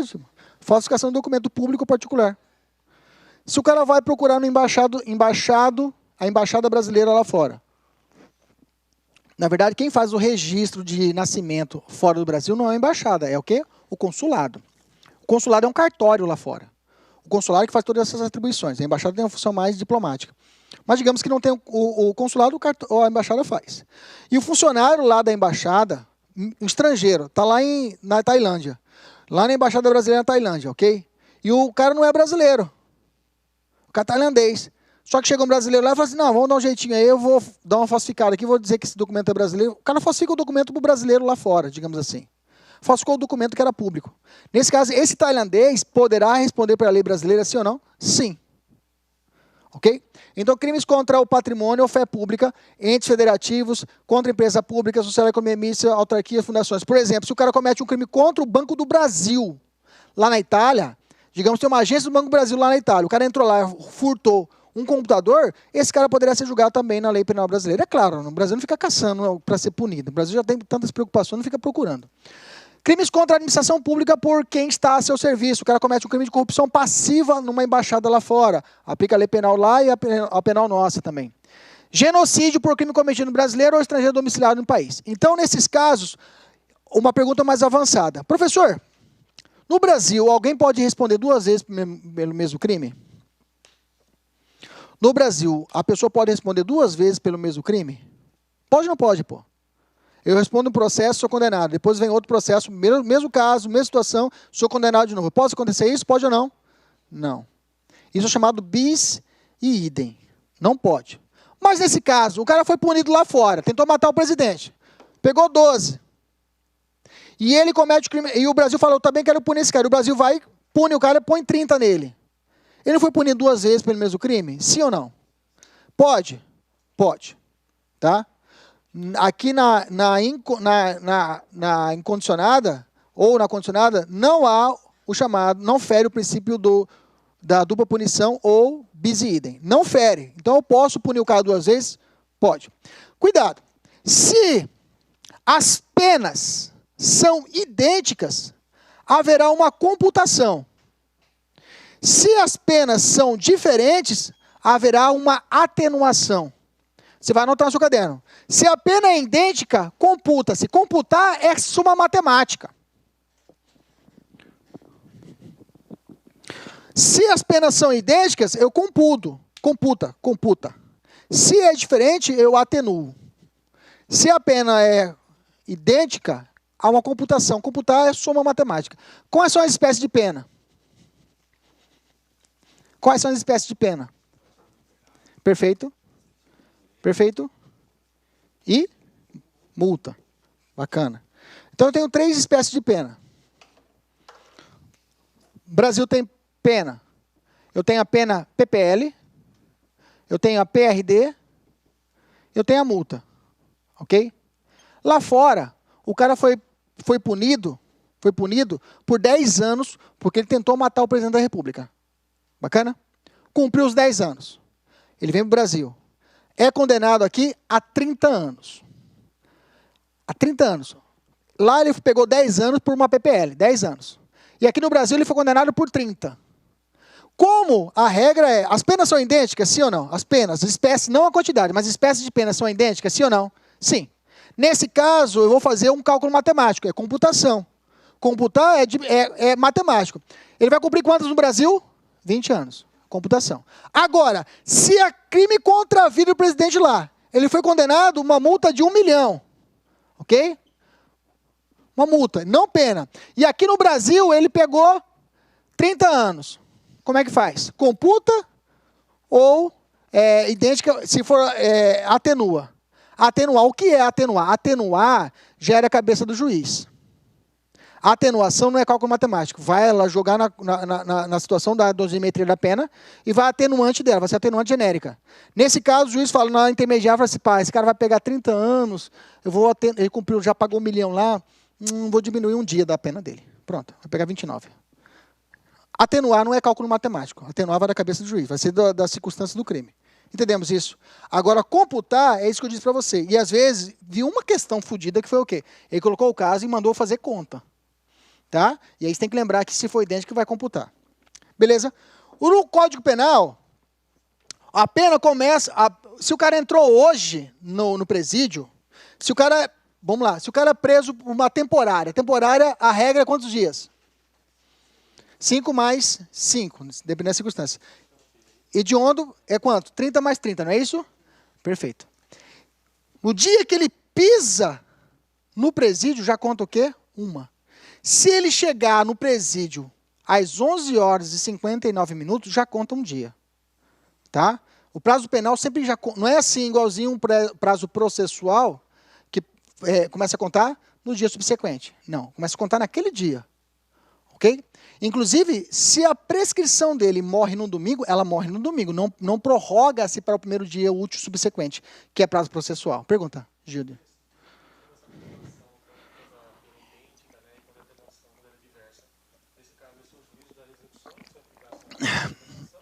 Não, na fase da sentença. Na sentença condenatória. Ele cumpriu a pena lá. Vem para cá. Vai ter o processo, o devido processo legal aqui. Tarararara, chegou a sentença do juiz. Vou te dar a sentença agora, jovem. Eu paguei... então parei. Então deixa eu fazer o cálculo da dosimetria aqui.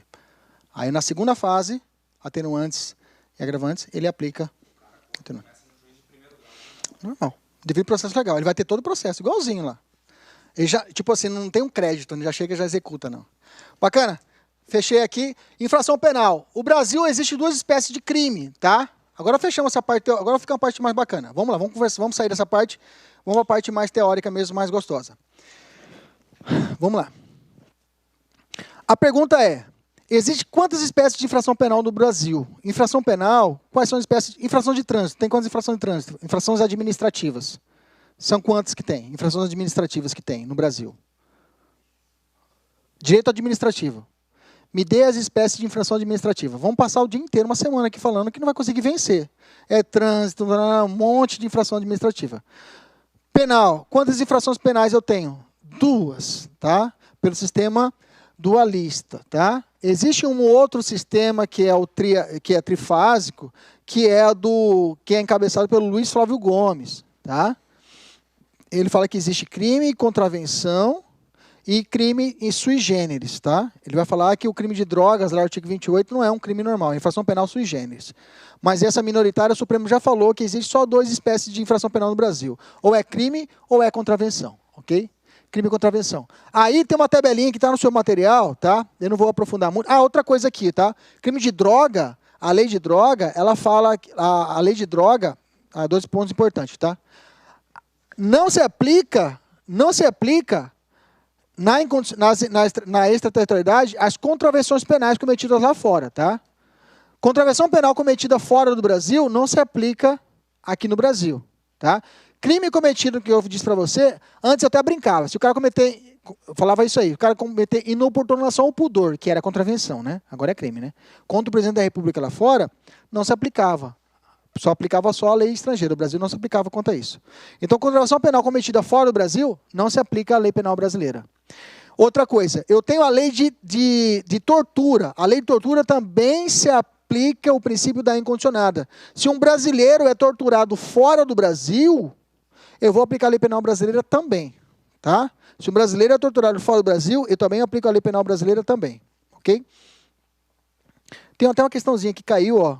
Aspirante da polícia, né? Em relação ao Código Penal, assinale a alternativa correta. A pena cumprida em país estrangeiro não pode ser compensada quando o penado retorna ao Brasil. A pena cumprida em país estrangeiro atenua a pena imposta no Brasil pelo mesmo crime, quando diversa ou nela é computada, quando idênticas, ok? Colocou a regra da CIDA. Veja, colocou a regra da CIDA aqui, ó. Veja como cai. Aspirante de 2018. Ok? Então, essa CIDA básica aqui, você vê como ainda cai em prova. Bacana? Deixa eu evoluir. Deixa eu entrar em eficácia da contagem, já falei. Deixa eu falar a respeito da infração penal. Olha só. Infração penal, como eu disse para vocês, crime e contravenção, existem várias diferenças entre crime e uma contravenção penal. A contravenção penal, olha só, a contravenção penal, ela é um decreto de 41 e o nosso crime é pelo Código Penal de 40. As diferenças básicas, a ação penal, num crime de contravenção penal, ela é incondicionada. A ação penal pública é incondicionada. Deixa eu perguntar para você. Você de óculos lá atrás, capacete branco, você, como é o seu nome mesmo? Isa. O que é mais grave? Duas meninas brigando pelo amor de Gideon, entendeu? 2 meninas brigando pelo amor de Gideon. Gideon é meu, Gideon é meu, Gideon é meu. 2 meninas, tá? 2 travestis. Então, olha só. Só que são uma transexual e uma travesti. Então, vamos melhorar, entendeu? As 2 é meu, e ele é meu, é meu. É meu, porra. É meu, porra. Entendeu? E a uma vai e arranha a outra. Entendeu? Dá um soco na cara da outra. Quando dá um soco na cara da outra, eu tenho qual crime? Básico, lesão corporal. Você está comigo, senão? Beleza, lesão corporal. Uma delas vai ter que ir até a delegacia que levou a porrada e fazer a chamada representação. Olha, eu quero que aquela biscate seja representada. Vai falar isso lá na delegacia, ok? Beleza, você está comigo? É um crime, lesão corporal, ficou com o olho desse tamanho e tem que ter representação para começar a ação penal, a investigação. E depois a ação penal. Se as duas, olha só, ao invés de dar porrada, apenas empurra, rasgou a roupa da outra, e só nesse empurra, e para bem aqui, isso aqui eu chamo de vias de fato. E a vias de fato, o crime é contravenção penal. Você está comigo? Qual que é mais grave? Tomar um soco no olho ou empurra e rasgar uma camisetinha só lá, um bolso da camiseta? Qual é mais grave? Tomar um soco no olho, não é isso? Então, tecnicamente, a ação penal aqui tinha que ser o quê? Incondicionada. Mas essa daqui é condicionada à representação. E esse empurra, a ação penal é o quê? Incondicionada. Sendo menos grave. Mas, professor, como que é? Porque essa empurra é uma contravenção penal. E todas as contravenções penais são de ação penal pública o quê? Incondicionada. Isso é muito perigoso. Uma parte da doutrina entende que tem que ser aplicado a forma da contravenção penal e a lesão corporal leve tem que ser o quê? Incondicionada conforme a contravenção penal. Só que aí estou fazendo o quê? Analogia, né? Fazendo uma comparação. E a analogia aqui está sendo para o quê? Prejudicar. E não posso fazer isso no direito penal. Bacana? Então, só para você entender. Então, a contravenção penal, ela tem essas situações. Por exemplo, tentativa. A tentativa é punível num crime. Já a contravenção penal não é punida a tentativa. Essa aqui é pegadinha de prova, tá? Ok? O que é perigoso? Então, mais ou menos assim, o limite da pena. Um crime, a pena máxima é 30 anos. Uma contravenção penal, a pena máxima, 5 anos.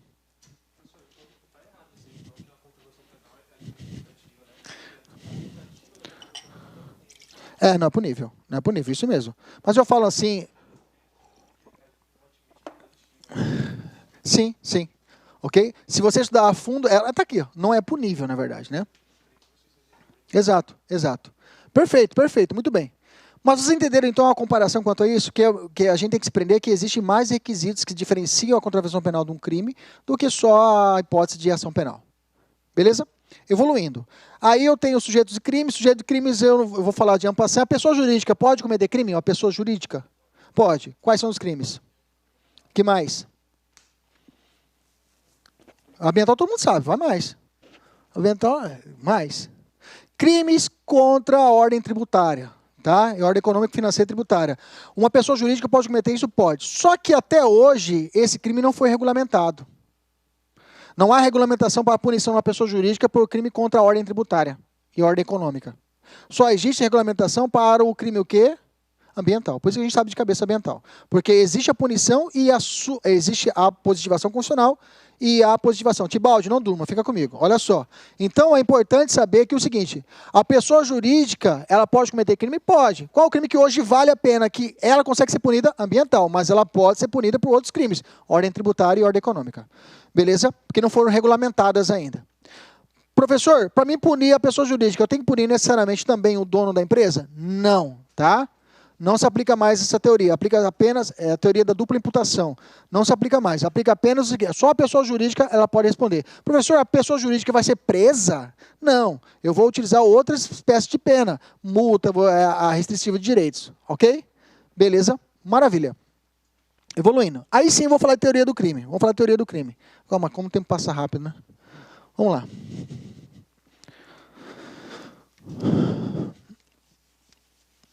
Vamos lá. Vamos construir a árvore do crime? Vamos lá? Não vai dar, está feio pra caramba esse quadro aqui, cara. Tem que fazer ginástica para poder apagar aqui. Puta que pariu. Faz tríceps aqui. Bíceps. Pô, vocês não foram na aula domingo de educação física, né? Cagaram pro professor, né? Ninguém foi. O cara foi sozinho lá, ficou sozinho no Dom Aquino. Os caras não querem fazer atividade física, professor. Vou ter que cortar as aulas. Ninguém está indo. Poxa vida. Estudando, professor. Mas só que uma horinha de exercício físico não mata ninguém, né, pô? Uma barrinha, abdominal. Tem que cortar essas aulas. Gente, já falei para vocês que a próxima turma começa dia 11, tá? De junho. Os alunos do operacional, R$ 400 apenas. Novo, R$ 700. Se vocês indicarem, o R$ 400 se vocês indicarem uma pessoa. Entendeu? Se você indicar uma pessoa e ela efetivar, vocês vão pagar apenas R$ 400. Alunos da operacional, tá? Ah, professor, eu fiz carreiras policiais. Não. Aí você entra na regra normal lá, tá? Aí é 700 e 800. Então, se informem aí. Hoje eu vou gravar o institucional. Já vê um coleguinha aí. Não vai trazer gente inteligente, não. Traz um burrinho assim. Aí traz gente inteligente e passa, você não reprova. Então, traz sua prima, que quer. Traz um cara fera pra caralho, você passa, você reprova. Não, traz uma prima aí, distante, que quer. Vamos lá. Crime. Rodrigo, desse jeito. Esses monstrão aí não dá. Crime. O conceito pode ser formal, material ou analítico. Utilizado no Brasil o conceito o quê? Analítico. Analítico tripartite, né? Analítico tripartite. Então o conceito utilizado no Brasil hoje faz em paisagem.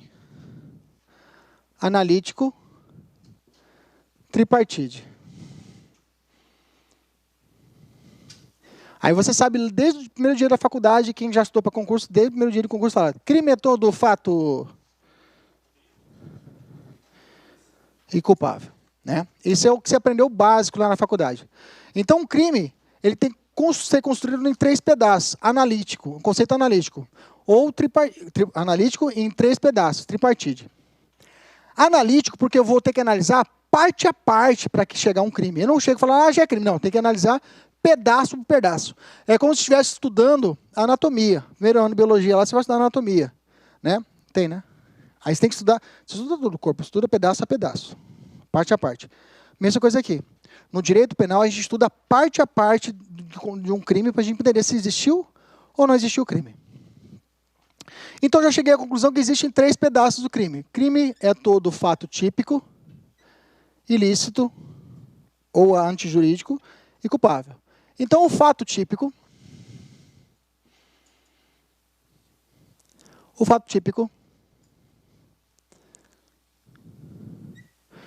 Para os crimes materiais,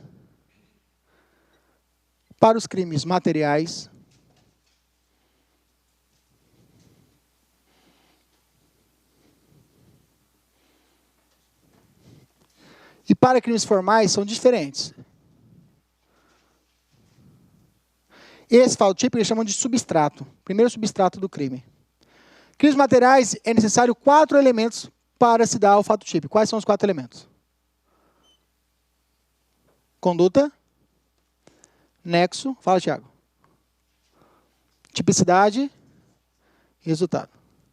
Para os crimes formais só precisa de 2. Quais são os 2? Conduta e... Não. Tipicidade. Ok? Crimes formais, tentados, hoje mera conduta. Ok? Aqui eu tenho conduta, nexo de causalidade, eu tenho a tipicidade e o resultado. Resultado, já adianto, naturalístico. A tipicidade, que pode ser formal ou material. Ok? Bacana. Então, eu tenho conduta, e aqui, crimes formais, mera conduta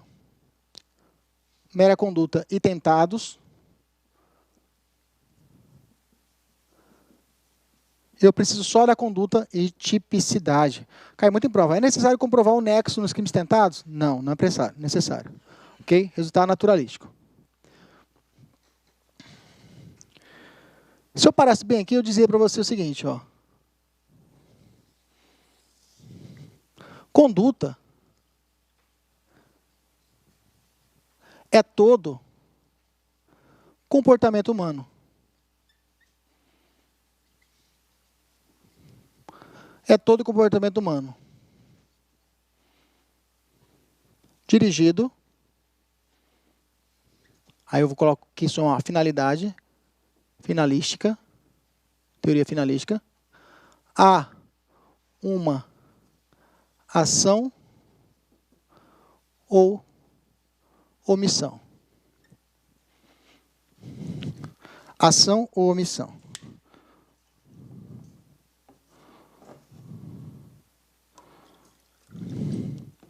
Então, um crime, eu tenho ainda, inclusive também, né? Alguns tratam até de excludentes da conduta.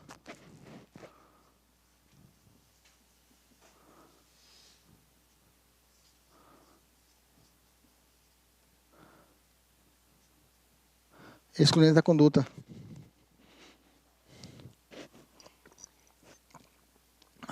Mas antes disso, depois que eu entendi que, digamos, que exigiu todo um fato típico, exigiu todos os requisitos do fato típico, eu vou para o segundo substrato do crime. O segundo substrato do crime é a chamada ilicitude. Ilicitude também, mas para alguns, antijuridicidade.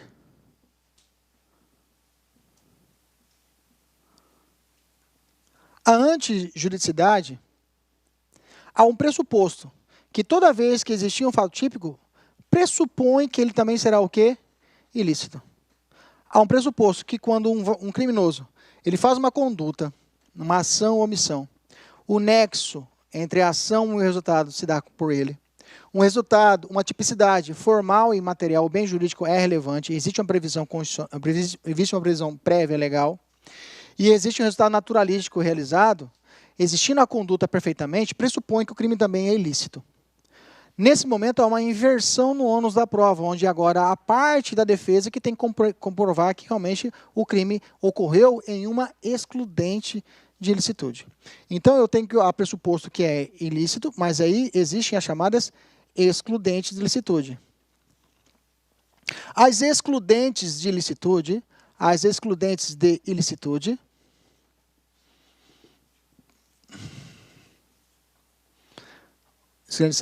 eu só vou falar das gerais aqui agora, tá? Gerais. Gerais legais. Que são o básico que a gente já conhece. O estado de necessidade, a legítima defesa, o estrito cumprimento do dever legal e o exercício regular de um direito. Exercício regular de um direito. Beleza? Tem as outras excludentes, tem as excludentes supralegais, que são o consentimento, o consentimento do ofendido, balanço dos bens e, para alguns, princípio da adequação normativa típica. Princípio da adequação, não. Como chama aquele princípio? Princípio da... Quando a pessoa fura a orelha, adequação social, mas só que a maioria fala que é tipicidade. Exclui a tipicidade, não a ilicitude. Mas Kleber Massoni coloca no livro dele que é ilicitude. Mas tudo bem. Beleza? E aí pode acontecer que o cara fala, olha, eu matei porque eu quis, o tiro disparado foi por mim, o resultado foi dado foi por mim, bacana. Vamos entrar em cada um deles. Eu não agi em legítima defesa. Se ele não agiu em legítima defesa, eu tenho que existir o fato típico, sei que o crime também é o quê? Ilícito. Nesse caso, é claro, pode existir um fato típico, mas não existir a ilicitude. Se não existe a ilicitude, não há o quê? O crime. É um conceito lógico. E por fim, num útil substrato, se existiu o fato típico, se existiu a ilicitude, eu vou partir para o terceiro substrato do crime, que é a culpabilidade. A culpabilidade, a gente nunca poderá confundir com a excludente de ilicitude, tá? Que existe as excludentes de culpabilidade. Para que exista a culpabilidade, é necessário isso aqui tem que saber de cabeça, tá, gente? Para que exista a culpabilidade, eu tenho que ter 3 requisitos. 3 situações, 3 hipóteses. Tem que existir a imputabilidade,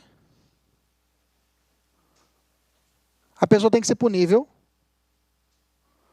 imputabilidade, o potencial consciência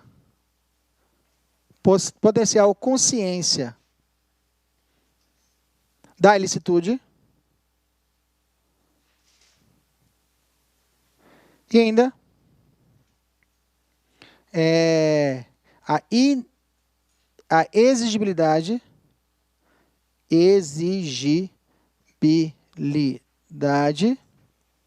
de conduta diversa. Mas eu tenho hipóteses que excluem essa culpabilidade, hipóteses que excluem a culpabilidade. Excluem a culpabilidade. Vamos lá. Quais são as hipóteses que excluem a culpabilidade? Decora assim, ó. Médico.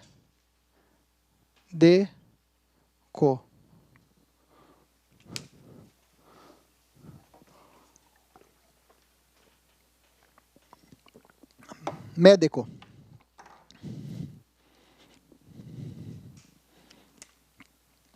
Menoridade penal.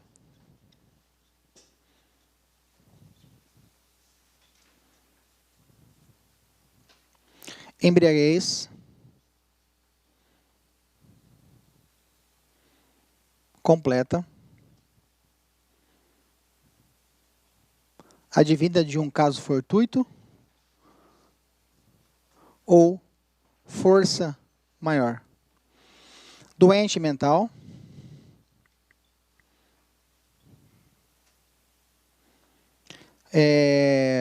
Erro de proibição.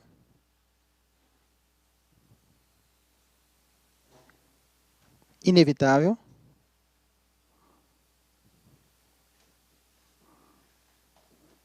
Coação moral irresistível.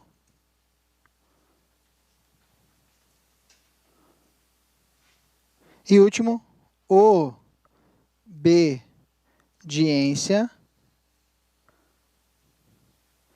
hierárquica.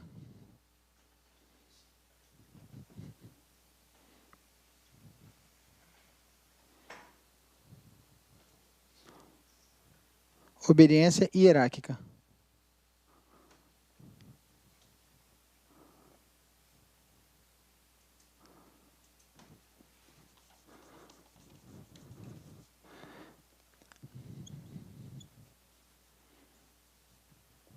Ok.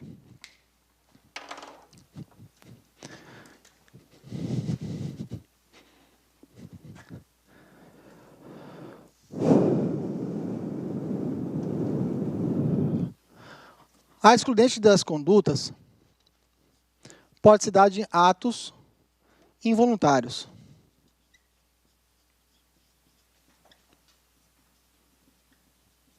Atos involuntários ou atos inconscientes para uma parte da doutrina, ou atos inconscientes.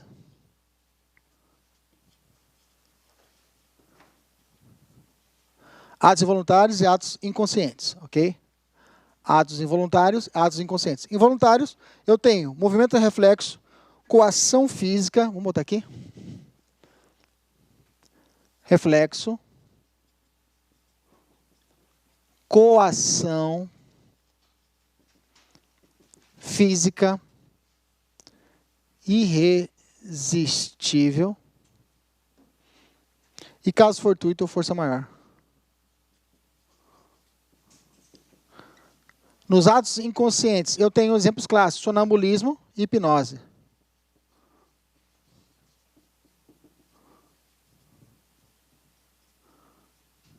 Ok?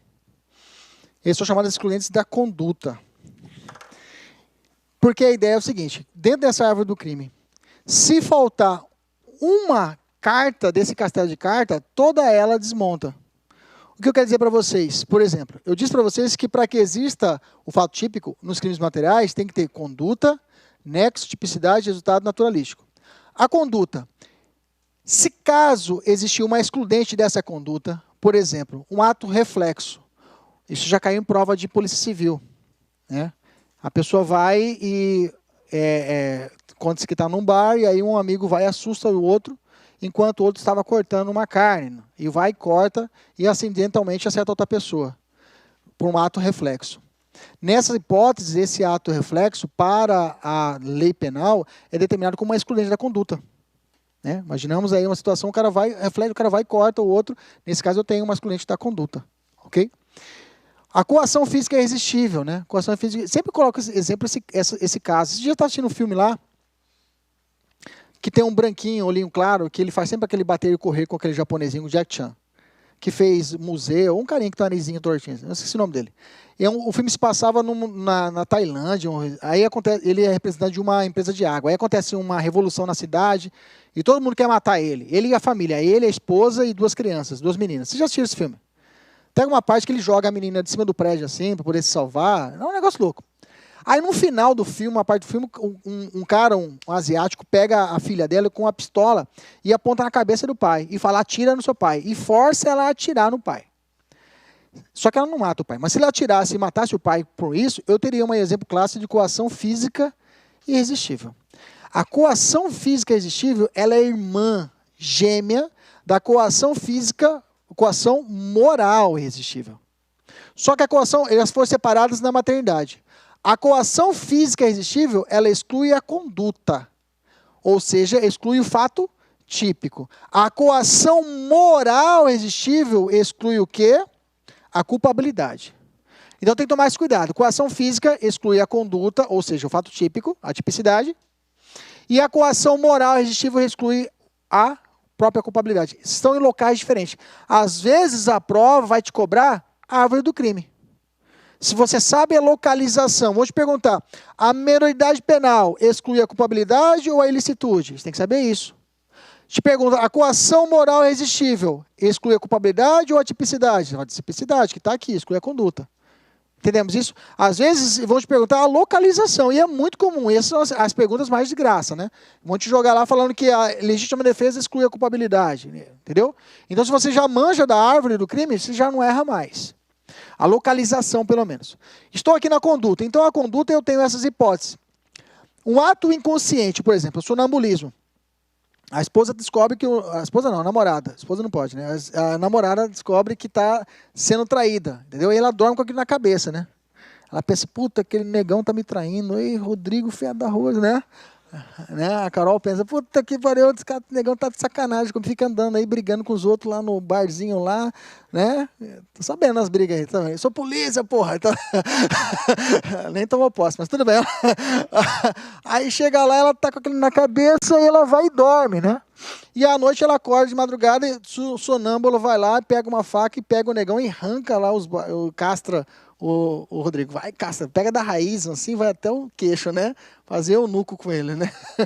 Nesse caso, ela volta a dormir. Se for comprovado no sonambulismo, não houve o quê? O crime. Não houve o crime. Ela vai ser o quê? Absolvida. Absolvida. Pelo fato que não existiu o quê? A conduta. Se não há conduta, não há o quê? Fato típico. Se não há fato típico, não há o quê? O crime. Esse é o raciocínio. Ok? Bacana? Então, sonambulismo e hipnose, a hipnose tem que ficar esperto. Porque a pessoa que cometeu o crime, que foi hipnotizada, ela não responde. Mas aquela pessoa que realizou a hipnose, essa sim responde. Tá? Alguns chamam de... Isso, autoria imediata. É o chamado agente de trás, para alguns. Fala agente de trás, autoria imediata, ok? Não imediata, mediata. O agente de trás, a pessoa que hipnotizou, essa sim responde. Beleza? Maravilha. Então tá, então eu tenho as excludentes da conduta que são essas hipóteses. E aí eu tenho um ponto importante, que já bateu meu horário, 10 horas, mas não tem como. Eu vou ter que falar sobre isso para nós começarmos a aula que vem daqui. Larga tudo que você está fazendo, para tudo. Vira um pouquinho o celular aí, fica só para mim aqui, fica só comigo aqui. Quero que você entenda o seguinte. Eu disse para você que toda conduta é toda ação ou omissão direcionada a uma finalidade. Bacana? Então vamos lá. Crime comissivo, não tenho dúvida nenhuma que vocês vão entender. Crime comissivo. Crime comissivo é quando há uma ação. O cara matou, roubou. Tanto é que, Luiz, quando os crimes, os tipos penais começam com verbos, com ações, ok? Mas também ele pode trazer com verbos na forma de omissão. Deixar de fazer algo, deixar de realizar algo. Quando ele traz esse deixar de fazer alguma coisa, deixar de prestar socorro, eles estão falando de crimes omissivos. Só que já adianto, são chamados omissivos na forma o quê? Própria. Quando você tinha que fazer e deixou de fazer, crime omissivo próprio. Olha para mim, para tudo que você está fazendo, para tudo, para tudo. Isso aqui é muito importante. Eu tenho crimes, nos crimes omissivos, eu tenho duas espécies. Crimes omissivos próprios e crimes omissivos impróprios. Direto ao ponto, que eu estou com uma turma de pessoas inteligentes aqui, então vou direto ao ponto, você que está em casa. Crime omissivo impróprio, o cara, a pessoa, tem um dever legal. Ele tem um dever legal de realizar a garantia da proteção daquela pessoa. Digamos assim, bem em forma genérica. E aqui não tenho, mas eu deixo de fazer. Por exemplo, esse cara aqui, ou é por lei, ou por uma situação que ele assim o fez, ele passa a ser, um termo utilizado muito em prova, o garantidor. Esse daqui não. Eu não sou o garantidor, mas assim mesmo eu deixo de fazer. Por exemplo, estou indo para Chapada com minha família, ou para Primavera do Leste, para conhecer a lagoa lá, ok? E na estrada tem um acidente, ok? E vejo com meus olhos uma criança acidentada. Eu tenho a possibilidade de parar e prestar o socorro sem que a minha vida esteja em risco. Vocês estão comigo? Sim ou não com força? Sim. O que eu faço? Há uma criança acidentada. E vou embora. E deixo a criança lá. Nesse caso, tecnicamente, formalmente, eu cometi um crime. E a criança morre. Eu respondo qual crime? Homicídio da criança ou omissão de socorro? Sempre você tem que perguntar o seguinte. Eu tinha um dever legal de realizar isso, a proteção daquela criança? Não. É minha filha? Eu sou salva-vidas? Não sou. Não. Ponto. Não tenho dever legal de realizar? Não tenho. Eu sou advogado, professor. Beleza? Se eu sou salva-vidas, salva-vidas não, um bombeiro, que mexe com 24 horas a servir e proteger as pessoas. E estou de folga e vejo a criança lá, digamos lá, acidentada. Tinha que fazer o primeiro socorro. E essa criança morre. Eu respondo pelo homicídio, tecnicamente? Nesse caso, sim. Não por omissão, eu respondo por homicídio. Como assim, professor? Vou te explicar. Na primeira hipótese, quando eu passei pela criança, quando eu olhei, eu vi que essa criança estava acidentada, eu tinha dever de parar e não parei. E nesse caso, como eu não tenho um dever de garantidor, que a lei me trouxe essa determinação, eu não respondo pelo crime de homicídio, eu respondo pelo crime de omissão de socorro. Ok? Esses crimes de omissão de socorro não admitem tentativa, tá? São crimes dolosos, porque eu olho e falo, pô, legal, vou embora. Ok? Já esses aqui, homicídios impróprios, lá no artigo 13, parágrafo 2º, calma aí, Luiz, calma aí, eu vou esticar um pouquinho, até terminar essa parte aqui. Nessas hipóteses, eu tenho que o seguinte, a lei estabelece uma relação, um chamado nexo normativo. A lei traz um chamado nexo normativo. Não fui eu que atropelei a criança, mas eu sou um garantidor. Eu tenho que prestar socorro. Se eu não o fizer, eu responderei pelo assunto. Ou seja, em fatos limpos. A mãe para a criança tem um dever legal de proteção, sim ou não? Pronto. O salva-vidas para o banhista tem um dever legal de proteção, sim ou não? O bombeiro para o acidentado do SAMU, sim ou não? Sim. A cuidadora para o idoso, a babá para... Essas pessoas, por lei, por determinação legal, por artigo 13, atraem a ela essa competência de proteção daquela criança, daquela pessoa. E se elas não agirem, elas responderão não por omissão, e sim pelo resultado causado àquela pessoa. Se a pessoa morrer, a babá...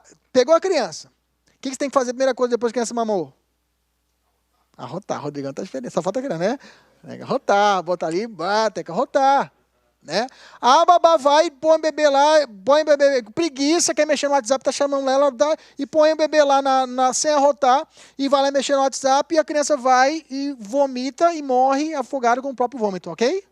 Essa babá infeliz, jumenta, desgraçada, vai responder por qual crime? Homicídio doloso ou culposo? Nesse caso, o culposo, e não por omissão de socorro. Vocês estão comigo? Porque ela tinha um dever legal, ela tinha que responder pelo homicídio. Ela responde pelo resultado. Omissão socorro, você vai responder pelo homicídio. Entendemos isso? Tinha um dever legal. Bacana? Vou dar um exemplo bacana agora aqui. Já deu um estalo aqui. Então, você viu na prova. Salva-vida para o babá, o plantonista, na situação, o plantonista no plantão lá, recebeu um preso. O AGPEM para o preso. Tudo isso, eles têm um dever legal de realizar aquela proteção. Fechamos essa parte? Não tem como errar? Então, nesses casos, os crimes omissivos próprios, aqui é possível até a tentativa. Eu estou pensando, você está pensando, mas como que vou saber se é doloso ou se é culposo? Como que eu vou saber se ele vai responder por homicídio doloso ou culposo? Essa é uma dúvida clássica do aluno. Eu sei que vai responder por homicídio, mas como vai ser doloso ou culposo? A prova vai trazer indícios para mim. A prova tem que me trazer esses indícios.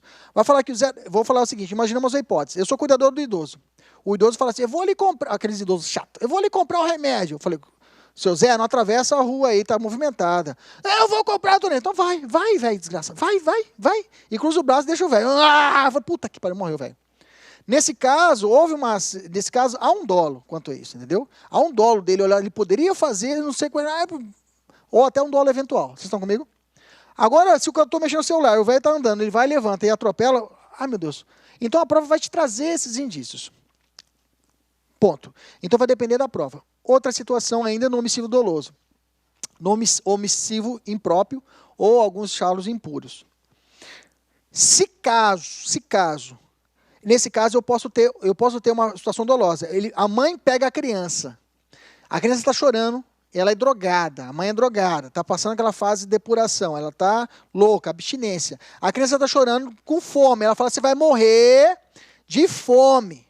E vai morrer de fome. E ela vai, cruza o braço e a criança morre de inanição. Pergunto, ela responde por homicídio, sim ou não? Sim. Qual homicídio, culposo ou doloso? Doloso. Numa forma o quê? Omissiva o quê? Imprópria. Entendemos isso? Só mais último ponto sobre o homicídio impróprio. Eu sou bombeiro. O mar está agitado pra caramba. Está lá uma pessoa afogando. Eu sou bombeiro. Eu penso, cara, o mar está agitando pra caramba. Entre a vida do banhista e a minha vida, 2 vidas legais em perigo. Eu escolho a minha e deixo ele morrer. Eu alego estado de necessidade.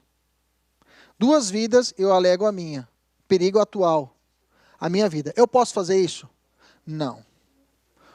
O bombeiro vai ter que entrar lá, nem que ele morra tentando, mas ele vai ter que fazer isso, tá? Tem corrente minoritária que vai falar que não, de Rogério Santos vai falar que não, mas a regra é que isso pelo Código Penal, não pode alegar o quê? Estado de necessidade, quem tem o dever legal de realizar a salvação da criança. Entendemos isso? Sim ou não com força? Com força ou não? Hoje a aula foi mais trancada, mas a aula que vem o conselho fala para vocês que a gente vai fluir mais, a gente já começa já aqui crimes homicídios, já vão terminar a parte legal, para a gente andar bem na matéria. Beijo no coração, bom descanso. Vai lá tomar um café e volta a fazer a prova. Clique like.